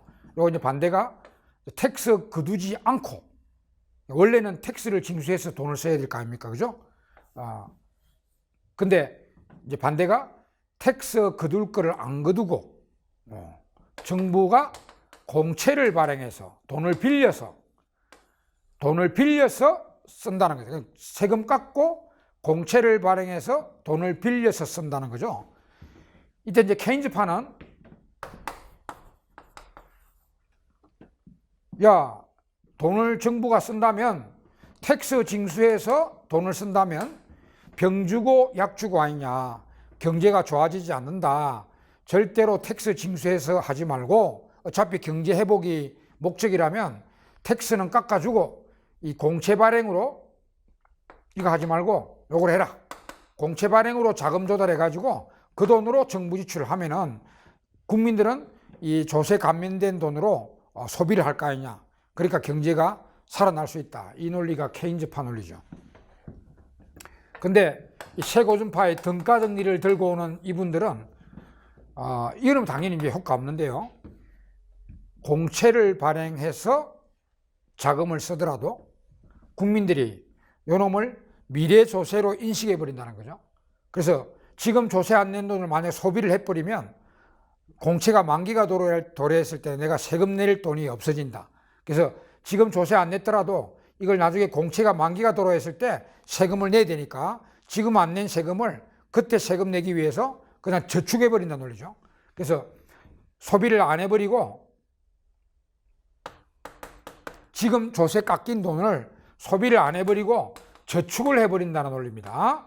그러니까 이 등가정리 논리는 공채를 발행해서 자금 조달에 쓰거나 조세를 징수해서 쓰거나 매 한 가지다. 그런 논리가, 그러니까 전혀 이 방법을 해도 경제를 살릴 수가 없다. 이런 논리가 되겠습니다. 이건 뭐 상황에 따라 다 맞을 수 있죠. 상황에 따라서 그 케인즈 말만 따라 이거를 해도 경제가 살아날 수 있고요. 세고준파처럼 국민들이 진짜 경제의식이 높다면 미래 소금을 예견해 가지고 이렇게 지금 세금 깎인 돈을 소비를 안 해버리고 저축을 해버린다면은 이 공채 발행을 하더라도 조세 걷어서 하는 것처럼 전혀 효과를 볼 수 없다고 됩니다. 이런 논리를 우리 공부했는데, 그 다음에 우리가 여기까지 공부하죠. 만약에 이 등가정리가 성립하지 않는 경우, 이거 정반대의 논리니까요. 성립하지 않는 경우는 이제 케인즈파 논리가 되는 거죠. 케인즈파 논리. 그러니까 조세 깎아주고 정부는 공채 발행으로 돈을 빌려서 쓴다면 국민들이 그 조세 감면된 돈으로 얼쑤좋다 소비해버린다는 논리죠. 소비해버린다. 그게 케인즈 논리입니다. 근데 이게 이제 등가정리 성립하지 않고 케인즈 논리가 성립하려면 국민들이 건시한적 소비 행동해야 됩니다.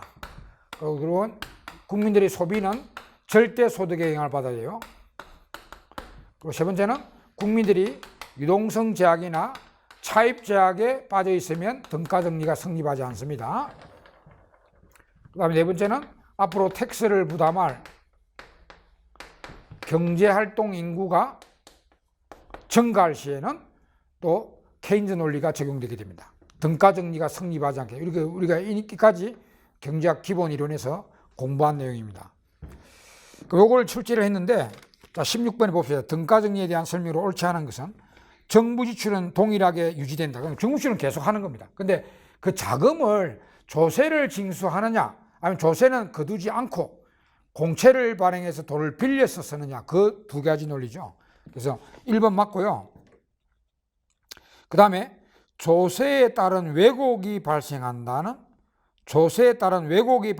경우에 성립하지 않는다. 자, 여기 이제 특이한데요. 이 출제자가 우리가 보통 등가 정리가 성립하지 않고 케인즈 논리가 되려면 요 네 가지를 언급하잖아요. 근데 요 네 가지인데 여기에 조세의 왜곡이 발생할 때는 성립하지 않는다. 그 말이 없어요. 근데 제가 볼 때는 요것도 맞는 말 같아요. 한 개 더 추가하면은 텍스의 왜곡. 이게 무슨 말이냐면은 우리 그 경제학에 공부하잖아. 텍스를 부과하면 대초가에 의해서 경쟁의를 교란하게 되면 경쟁의 교란이거든.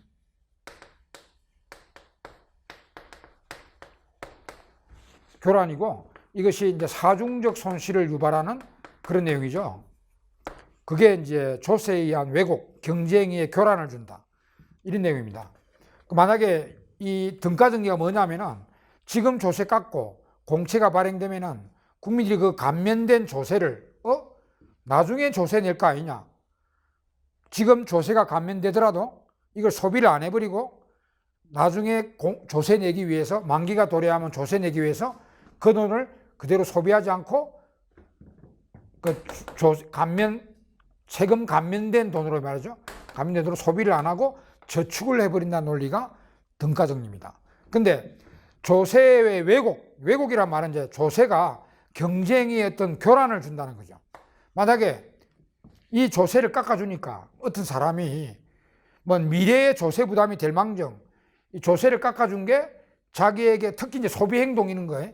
소비 행동에 영향을 미치는 그런 조세라면은 왜곡, 경쟁의 왜곡을 준다는 거죠.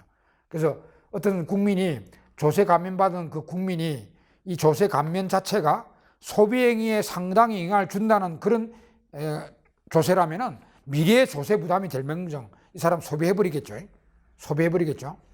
그래서 여기 우리 네 가지가 기본인데 등가 정리가 성립하지 않고 케인즈 논리가 성립하는 이유 중에 요 네 가지에 한 개 더 부과해서 할 수는 있네요.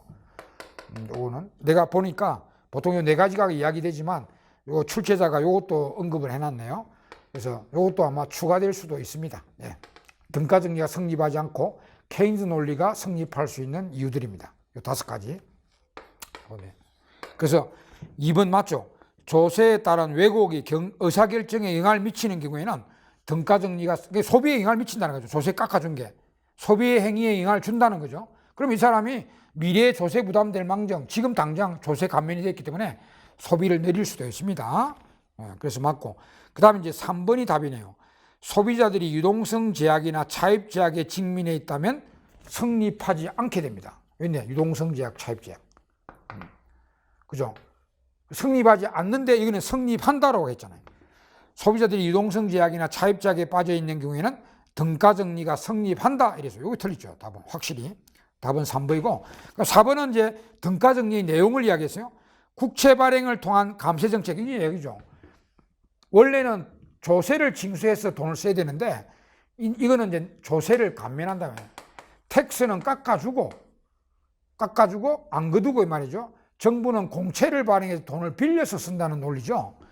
그래서 그래도 이제 국채 발행을 통한 감세 정책은 소비에 아무런 영향을 미치지 않는다는 논리, 그게 등가 정리 논리입니다. 그러니까 소비를 해버린다는 게 케인즈 논리고, 텍스 깎아주고 공채 발행하면은 국민들이 그 텍스 감면받은 돈으로 소비를 해버린다 이 논리가 케인즈 논리고, 이 사람들은 등가 정리는 소비 안 한다는 겁니다.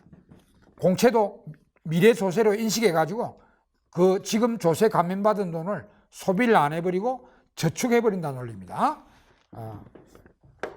그래서 4번은 맞죠. 그건 등가 정리의 정의를 그대로 이야기하고 있습니다. 그래서 요 틀린 말은 3번이 되겠습니다. 자, 17번하고 18번이 이제 국제경제학 두 문제 나왔어요. 17번은 이제 자유무역 시에 여러 가지 그 잉여에 관한 이야기들, 이것도 이제 출제할 가능성이 높았던 거고요. 그 다음 이제 18번은 환율이죠. 환율은 100% 출제되는 이론입니다. 요 두 개가 이제 국제경제학 문제로 출제가 됐네요. 17번, 18번 다 쉬워요. 자, 17번에는 자유무역의 효과를 물어봤습니다. 자, 소국 경제인 A국의 X시장에서 시장 개방 전에 균형 가격은 200원이고 균형 거래량이 500개. 그러니까 시장 개방 전에 자유무역 하기 전에 이 나라의 가격은 200원, 거래량은 500개였단 말이죠. 근데 시장 개방을 했다. 자유무역 했다. 시장 개방 이후에 X제 가격은 국제 가격은 120원까지 하락한다. 그러니까 우리가 이제 국제 가격이 120원이다 말이에요. 이게. 그럼 요 가격으로 수입이 될 거 아닙니까?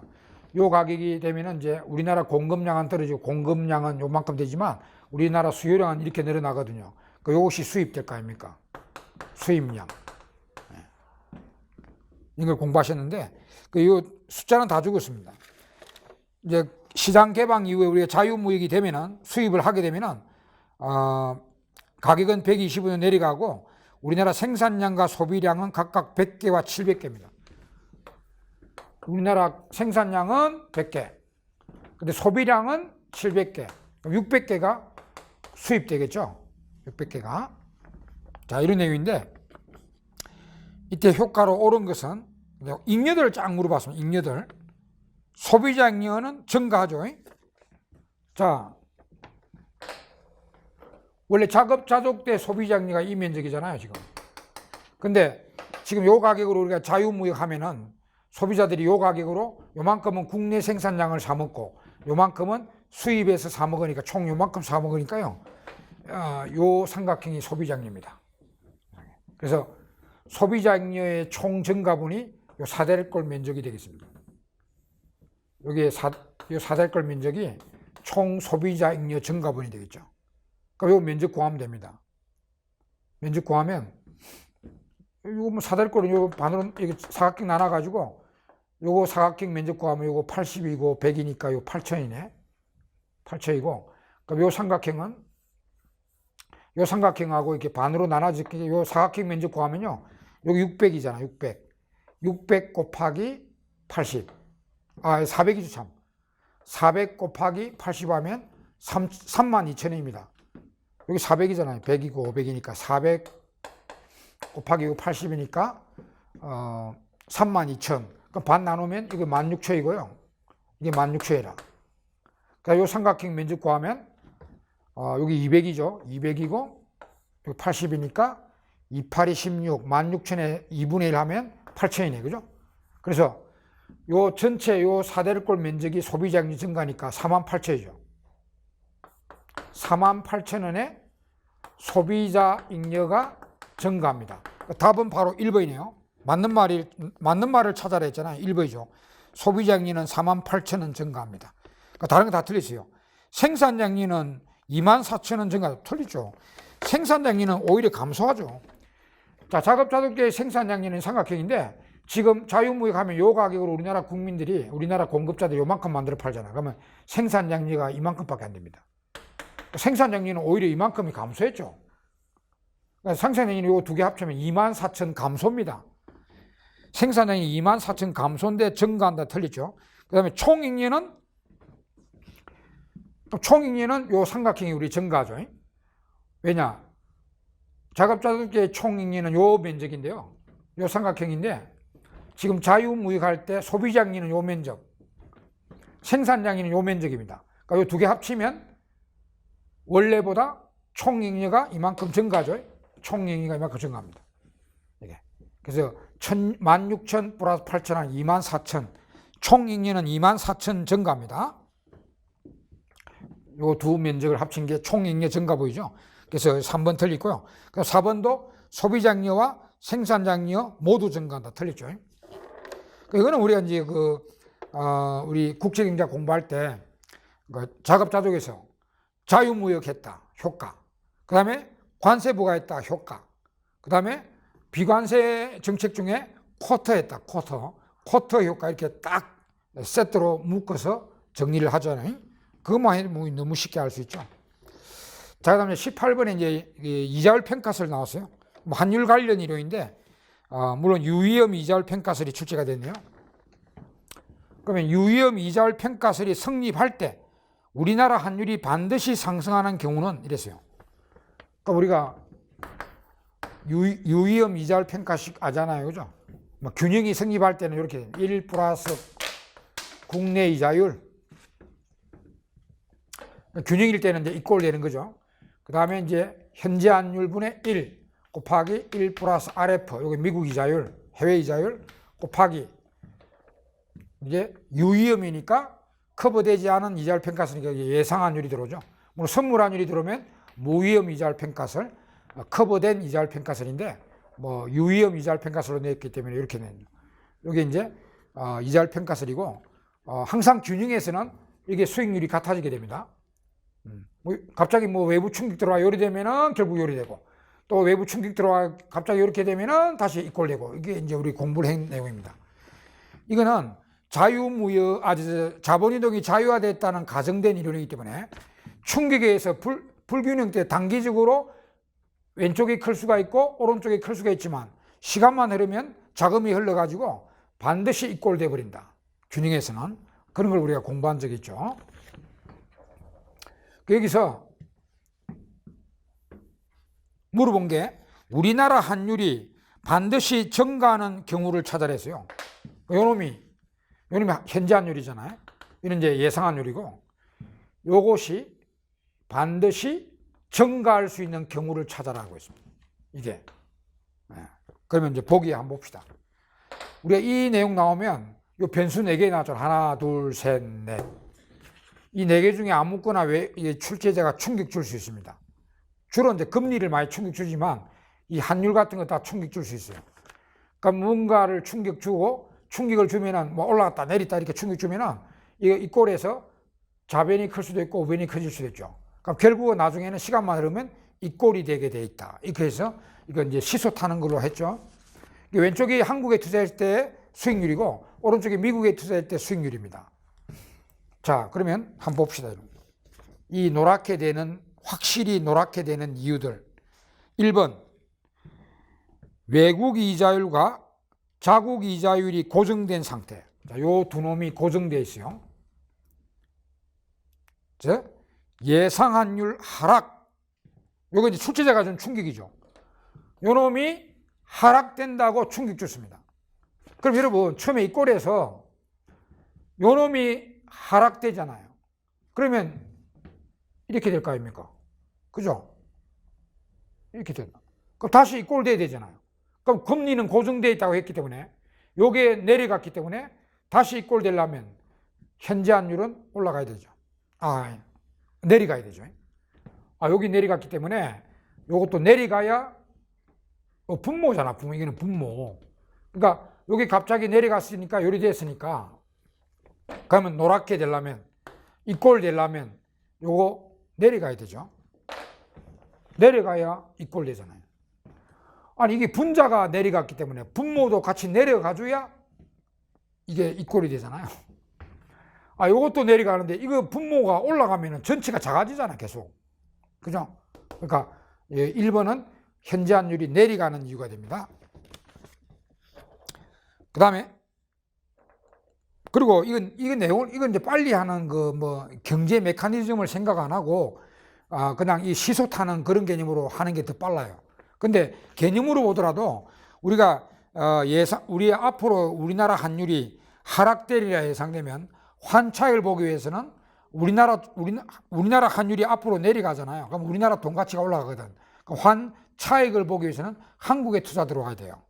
한국에 투자 들어와야 됩니다. 그럼 한국에 투자 들어오면 일이 됐기 때문에 요거에 의해서 요리 됐잖아요. 그러면 여기 한국에 투자할 때 수익률이 미국의 투자 수익률보다 커졌잖아요. 그러면 국제 투자가들이 한국에 투자로 들어옵니다. 그럼 한국에 투자 들어오면 외화 유입에 의해서 환율이 내려갑니다. 그죠? 개념으로 봐도 맞죠?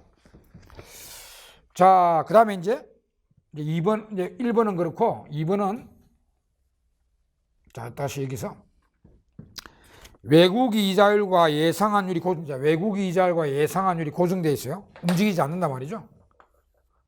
고정된 상태에서 자국 이자율이 갑자기 올랐다. 여기에 올랐다. 그러면 이 꼴에서 여기 갑자기 올랐으니까 이렇게 될 거 아닙니까? 그러면 여기 어찌 돼야 이 꼴 됩니까? 다시 이 꼴 돼야 돼요. 다시 이 꼴 되기 위해서는 요 분모가 여기 올라갔잖아요. 그럼 여기 작잖아 지금. 그럼 이것도 올라가야 이 꼴 되겠지. 그럼 여기 올라가려면 내려가야 되죠. 현재 환율이 내려가야 됩니다. 그래야 이게 올라가죠. 그래서 이 꼴 됩니다. 그것도 이제 시소탄 건데 그 개념으로 보더라도 갑자기 한국의 금리가 갑자기 오르면 이리 되니까 한국의 투자 수익률이 높아지죠. 그러면 국제 자본가들이 한국에 투자로 막 들어옵니다. 한국에 들어오면 역시 외화 유입에서 환율이 내려갑니다. 그런 이야기고. 그다음 3번에 자국이 이제 3번은 또 봅시다. 자국 이자율이 고정된 상태에서 외국 이자율이 하락하고 예상 환율이 상승했다. 요거 하락하고 요거 상승했다. 그러면요. 여러분 지금 이거 고정되어 있고 이 꼴에서 요거는 내려가고 요거는 올라갔어요. 그럼 이 정도를 알 수 없잖아요. 그럼 이 우변이 올라가는지 내려가는지 모르잖아 지금. 이거 내려가고 이거. 그러니까 이 보기 3번은 요 현재 환율이 어떻게 되는지 모른다가 답이죠. 요거 내려가고 요거 올라갔잖아. 그럼 누가 많이 올라가고 내려갔는지 모르기 때문에 요 우변이 커졌는지 작아졌는지 알 수가 없습니다. 그래서 요거는 3번은 환율 파악이 안 된다고 해야 돼. 모르겠다. 3번은. 그래서 상반적인 요인이잖아요. 미국 금리가 내려가면 우리나라 금리가 상당히 높기 때문에 한국의 자금이 투자 자금이 들어올 가능성이 있고요. 그럼 요거는 우리나라 쪽으로 자금이 유입될 가능성이 있는 것이고, 요거는 우리나라 환율이 앞으로 올라가려 예상되면 우리나라 돈 가치가 떨어질 예상이잖아. 그러니까 미국 돈 가치가 올라가니까 환차익을 보기 위해서는 미국 쪽으로 자금이 투자되는 이유가 됩니다. 그러니까 이거 올라가면 이리 되잖아요. 여기 내려가면 또 요리 되잖아요. 그러니까 요리 되면은 미국의 투자 자금이 가고요. 요리 되면은 한국의 투자 자금이 들어옵니다. 그러니까 상반적인 요인이죠. 그래서 현재 환율은 어떻게 될지 모른다가 답이죠. 보기 3번은. 자, 이제 보기 4번이 답이겠네요. 자, 보기 4번 한번 봅시다. 보기 4번은 확실히 환율이 올라갈 수 있는 요인입니다. 보세요. 외국 이자율이 고정되어 있는 상태에서 자국 이자율이 하락 들어가고, 하락됐으니까 이게 1이 되겠네. 여기 하락됐으니까. 그리고 자국 이자율 하락과 예상 환율 상승, 이거는 똑같잖아요. 이거 올라가니까 역시 되죠. 이게 올라가니까 우변이 커지죠. 요거 좌변이 요 이자율이 내려가니까 역시 좌변이 작아지니까 우변이 커지는 논리죠. 그러면 뭐 시소 타면은 다시 이 꼴 돼야 되잖아. 이 꼴 되려면 요 놈이 무조건 올라가야 됩니다. 지금 이렇게 됐잖아. 우변이 커졌잖아. 좌변보다 충격에 의해서. 그럼 다시 이 꼴 되려면 우변이 작아져야 되잖아요. 우변이 작아져야 됩니다. 그러면 이게 분모에 있는 현재 환율이 올라가야 되죠. 그게 답인 이제 4번이 되겠습니다. 이렇게 해도 되고, 논리로 해도, 이거 공식으로 안 해도 돼. 논리를 잘 알면은, 여러분, 우리나라 이자율이 요거 보세요. 두 충격. 이자율이 내려가도 우리나라 이자율이 낮으니까 우리나라에 들어왔던 자금들이 미국으로 빠져나가 버립니다. 그래서 외화 유출이 돼 버립니다. 우리나라 이자율이 내려가 버리죠. 미국 금리는 그대로잖아. 근데 우리 한국 금리가 내려가니까 투자 자금들이 미국으로 나가 버려요. 그러니까 외화 유출은 우리가 환율이 오르는 논리죠. 그 다음에 예상 환율이 오른다. 그러면 우리나라 돈 가치가 앞으로 떨어질 거라 예상하잖아요. 앞으로 우리나라 돈 가치가 더 떨어진다. 그럼 환차익을 보기 위해서는 미국으로 또 투자 나가야 됩니다. 미국이 돈 가치가 올라갈 거라 예상되니까 환차익을 보기 위해서는 미국에 투자해야 됩니다. 그래서 이것도 의해서 환율이 올라갑니다. 여러모로 이 두 충격은 다 현재 환율이 올라갈 수 있는 요인입니다. 이렇게 개념으로 봐도 되고요.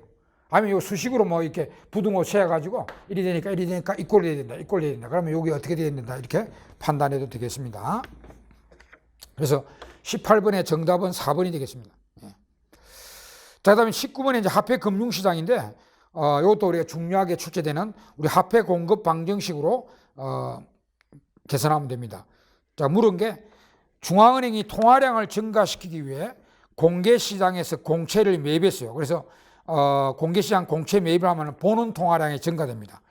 보는 통화량이 증가돼서 우리나라 통화량을 증가시키려고 하는데 실시했으나 통화량 증가의 효과가 기대에 미치지 못했다. 그러면 그 이유가 뭐냐 이거죠. 보는 통화량은 증가시키죠. 공채 매입해가지고 돈은 찍어냈단 말이야. 근데 우리나라 통화량은 그렇게 증가되지 않았다는 그런 이야기죠. 통화량 증가의 효과가 기대에 못 미쳤다. 그 이유들이 뭐냐? 딱 하나입니다. 통화성수가 떨어진 거죠. 통화성수가 떨어졌기 때문에. 우리가 통화 공급 방정식이 있죠. 이 공식은 반드시 외워두시라 했던 그런 공식입니다. 이게 우리나라 전체 통화량이고요. 여기 통화성수 Z, R, 여기 이제 민간 현금 보유 비율이고, 여기 지불준 비율입니다. 이자율이 아니고 지불준 비율입니다. 은행의 지불준 비율. 그다음에 1-Z분의 1, 여기 통화성수죠. 통화성수. 그 파생통화 변화를 말해주는 성수입니다. 곱하기 보는 통화량. 중앙은행이 새롭게 돈 찍어내는 거 보는 통화량입니다. 이는 보는 통화량 변화입니다. 이거 우리가 통화 공급 방정식이라 반드시 계산 문제 잘 나온다. 꼭 공식을 외워두시라. 그리고 이 공식을 가지고 또 우리나라 통화량 변화되는 루트도 공부하라. 그럼 우리나라 통화량이 변화되는 루트는 크게 두 루트입니다. 통화성수가 변화돼서 파생통화가 변화되는 거죠. 파생통화가 변화돼서 보는 통화는 그대로 하더라도 돈이 찍어내는 거고, 중앙은행이 새롭게 돈 찍어내는 건데, 이건 그대로 하더라도 요놈이 증가되면은 우리나라 통화량 늘어나죠. 파생통화, 통화성수를 통한 통화 변화. 또 이거는 내생적 통화 공급 변화 요인이라 하죠. 그 다음에 요거는 이제 돈을 새롭게 중앙은행이 찍어내는 거니까 외생적 통화 공급 변화라고 합니다. 그래서 요거 가지고 우리가 우리나라 통화량 변화 요인도 다 공부하잖아. 중앙은행이 새롭게 찍어내는 보는 통화 변화 요인은 4가지가 있다. 물론 여기서는 뭐 그 4가지 상세히 알 필요는 없지만 4가지로 중앙은행이 돈을 찍어내죠. 뭐 정부에 돈을 빌려준다든가, 은행에 돈을 빌려준다든가, 공개시장에 공채를 매입한다든가, 외화가 들어온다든가, 뭐 그런 요인들이죠. 그러면서 새로운 돈이 찍혀나갑니다. 그거 4가지고, 요거는 이제 우리 2가지가 있죠. 우리나라 파생통화 변화, 통화성수를 통한 변화, 내생적 통화 공급 변화 요인은 2가지. 바로 있네. Z하고 R입니다. Z가 민간 현금 보유 비율이고요. R이 지불 준비율입니다. 그래서 이건 분모에 있기 때문에 민간의 현금 보유 비율이 내려가고 지불 준비율이 내려가야 통화성수가 커지고, 보는 통화는 그대로 있어도 이게 파생이 늘어나서 우리나라 파생 통화량이 늘어나는 요인들입니다. 이걸 이제 이렇게 공부하는데, 지금 이 문제는 중앙은행이 이거를 늘렸잖아요. 공개시장 공채 매입으로 이걸 늘렸잖아요. 근데 이놈이 그렇게 증가되지 않는다. 이거는 거의 불변이라고 합시다. 그러면 불변.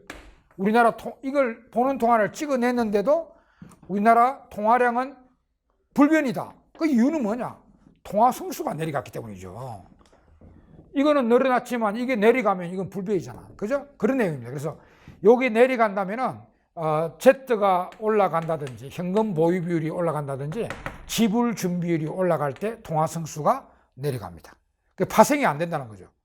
그죠? 현금 보유 비율이 높아지고 지불 준비율이 높아진다면 그만큼 우리가 은행에 예금 안 하고 장롱에 돈을 보유하고, 그다음에 은행 예금에도 지불 준비율이 높아지니까 은행들은 대출을 그만큼 못 하게 됩니다. 그래서 통화 성수가 작아지고 파생 통화량이 떨어지게 해요. 그럼 요걸 찍어내도 여기 내려간다면 우리나라 전체 통화량은 거의 늘어나지도 않을 겁니다.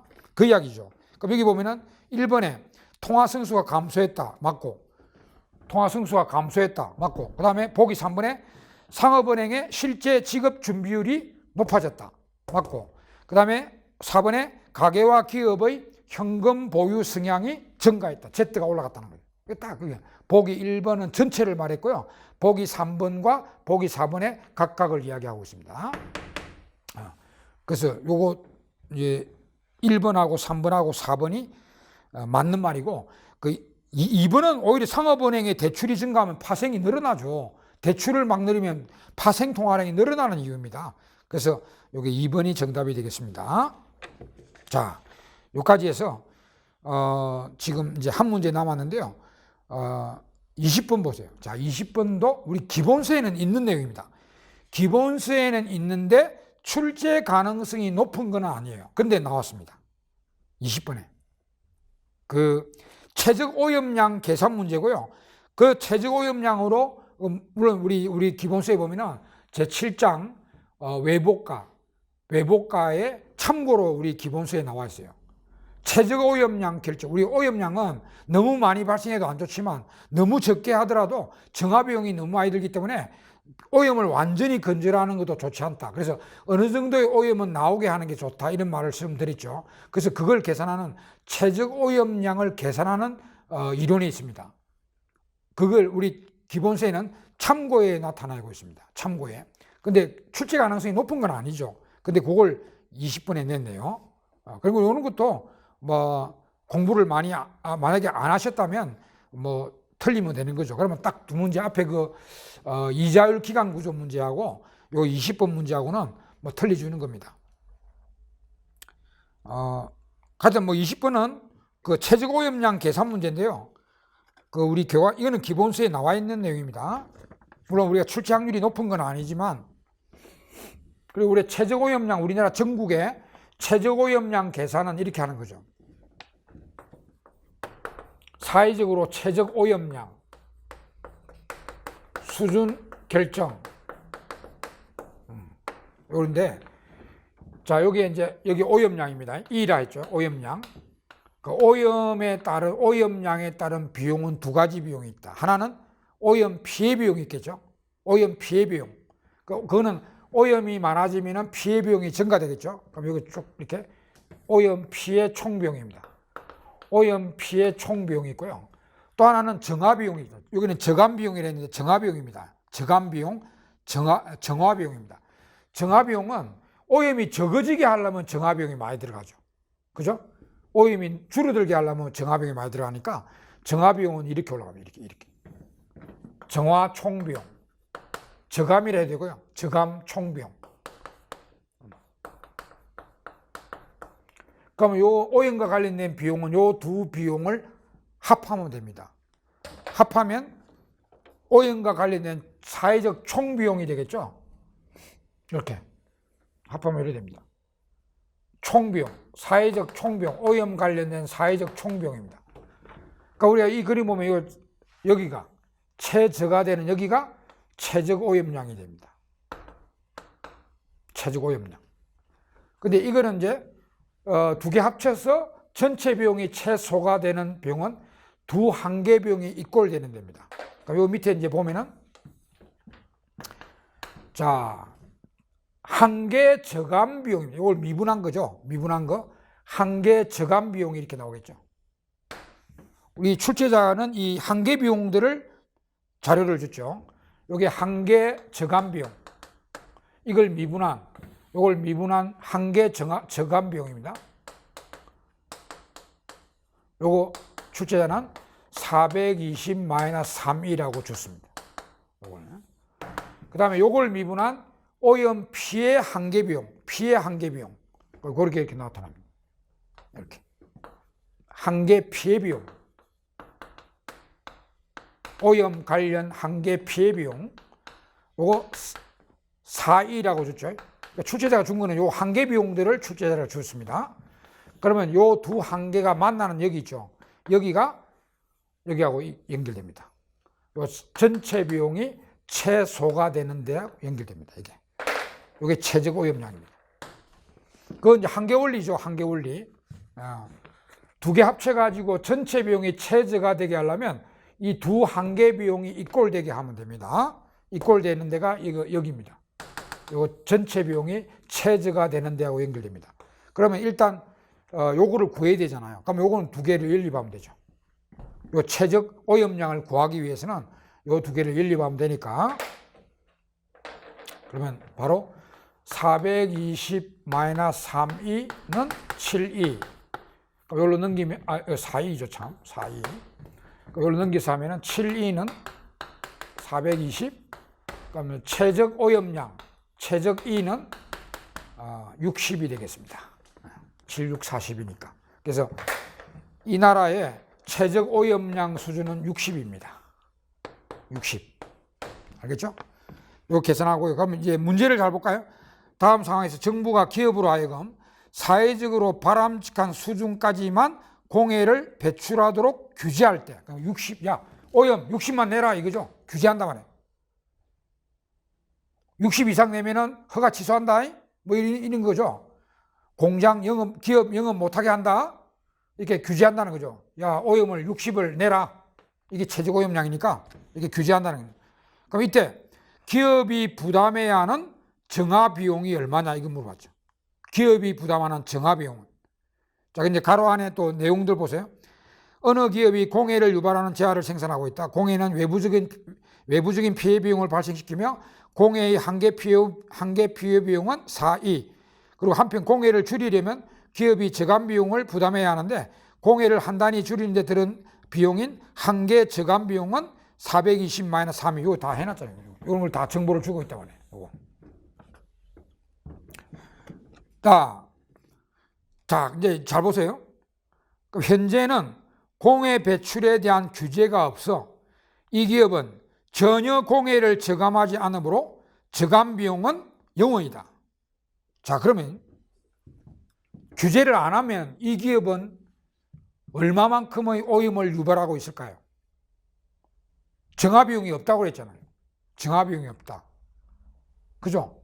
규제가 없을 때 규제가 없는데 누가 뭐 자발적으로 정화를 할 겁니까? 마음대로 오염을 유발하겠죠. 그러면 정화 비용이 0이 되는 여기죠. 여기. 지금 현재 이 기업이 오염을 얼마를 유발하고 있는가 알아야 됩니다. 그래야 지금 60으로 줄이려 하니까 그 이제 저감 비용이 계산이 되죠. 그러면 지금 정화 비용은 제로니까 여기입니다. 여기까지. 여기. 이게 비용 하나도 안 들인다 했잖아. 정화 비용. 그러면 한계 저감 비용이 제로가 되는 여기까지 오염을 유발하고 있을 겁니다. 그럼 몇 단위 오염을 유발하고 있어요? 이게 0이 되는 2를 구하면 되잖아요.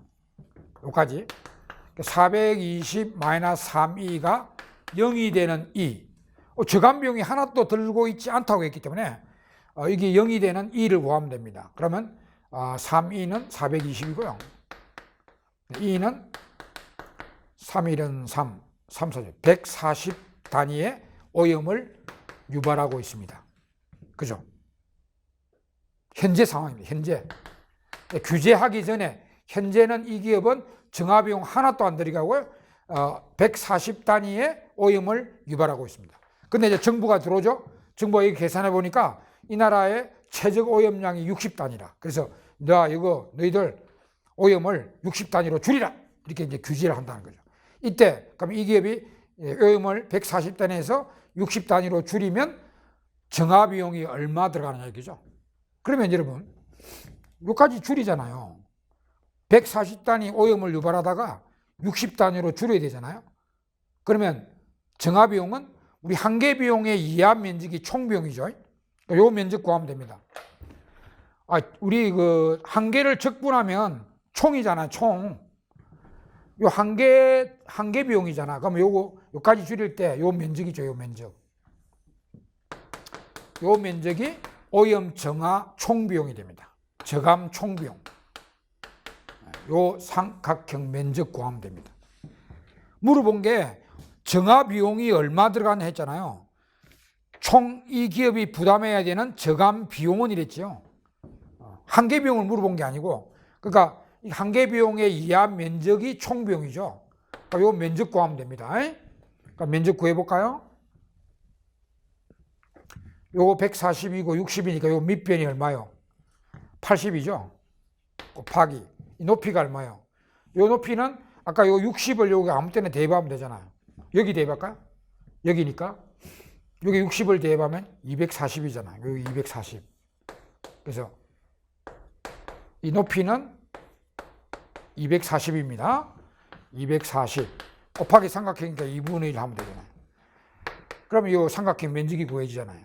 그럼 이거 이제 80 곱하기 120입니다. 요 곱하면 120이니까 9600이죠. 9600. 정답은 2번이 되겠습니다. 자, 물론 이제 이 문제는 출제자가 의욕적으로 냈다고 볼 수 있습니다. 아주 특이한, 잘 출제는 되지 않는 유형이죠. 근데 이제 의욕적으로 냈어요. 뭐 뭐 이런 문제를 냈나 이렇게 비판할 수는 없습니다. 좋은 문제입니다. 좋은 문제인데 뭐 출제확률은 그렇게 높지 않다 이렇게 보시면 됩니다. 자, 이상으로 우리 2023년도 지방직 7급 경제학 원론 기출문제 해설을 해드렸습니다. 하여튼 18문제 정도는 우리가 예측한 데서 나왔습니다. 그리고 2문제는 예측 안 했거나 출제 확률이 아주 낮은 데서 출제가 됐죠. 2문제. 그래서 국가직도 마찬가지입니다, 여러분. 국가직도 예년 기출문제들 보면은 25문제 중에 한 23문제는 예측된 데서 출제가 되고 있고요. 한두 문제 정도가 출제 확률이 낮거나 예측되지 못한 데서 출제가 되고, 그래서 그 한두 문제 정도는 여러분들이 크게 신경 쓸 필요는 없죠. 그까지 맞추려고 하다가는 너무 비효율적입니다. 그러니까 그런 거 신경 쓰지 마시고 90% 23문제만 최대한 맞추려고 노력하시기 바랍니다. 자, 하여튼 지방직이지만 우리가 이제 여러분들 다음에 국가직을 치를 때 많은 도움이 됐었으면 합니다. 국가직은 요거보다는 전반적으로 수준이 평균 수준입니다. 평균 수준이 약간 높아요. 약간. 그렇게 생각하시고 많은 참조하시기 바랍니다. 예. 이상으로 2023년도 지방직 7급 경제학 원론 기출문제를 해설을 해드렸습니다. 예. 수고했습니다.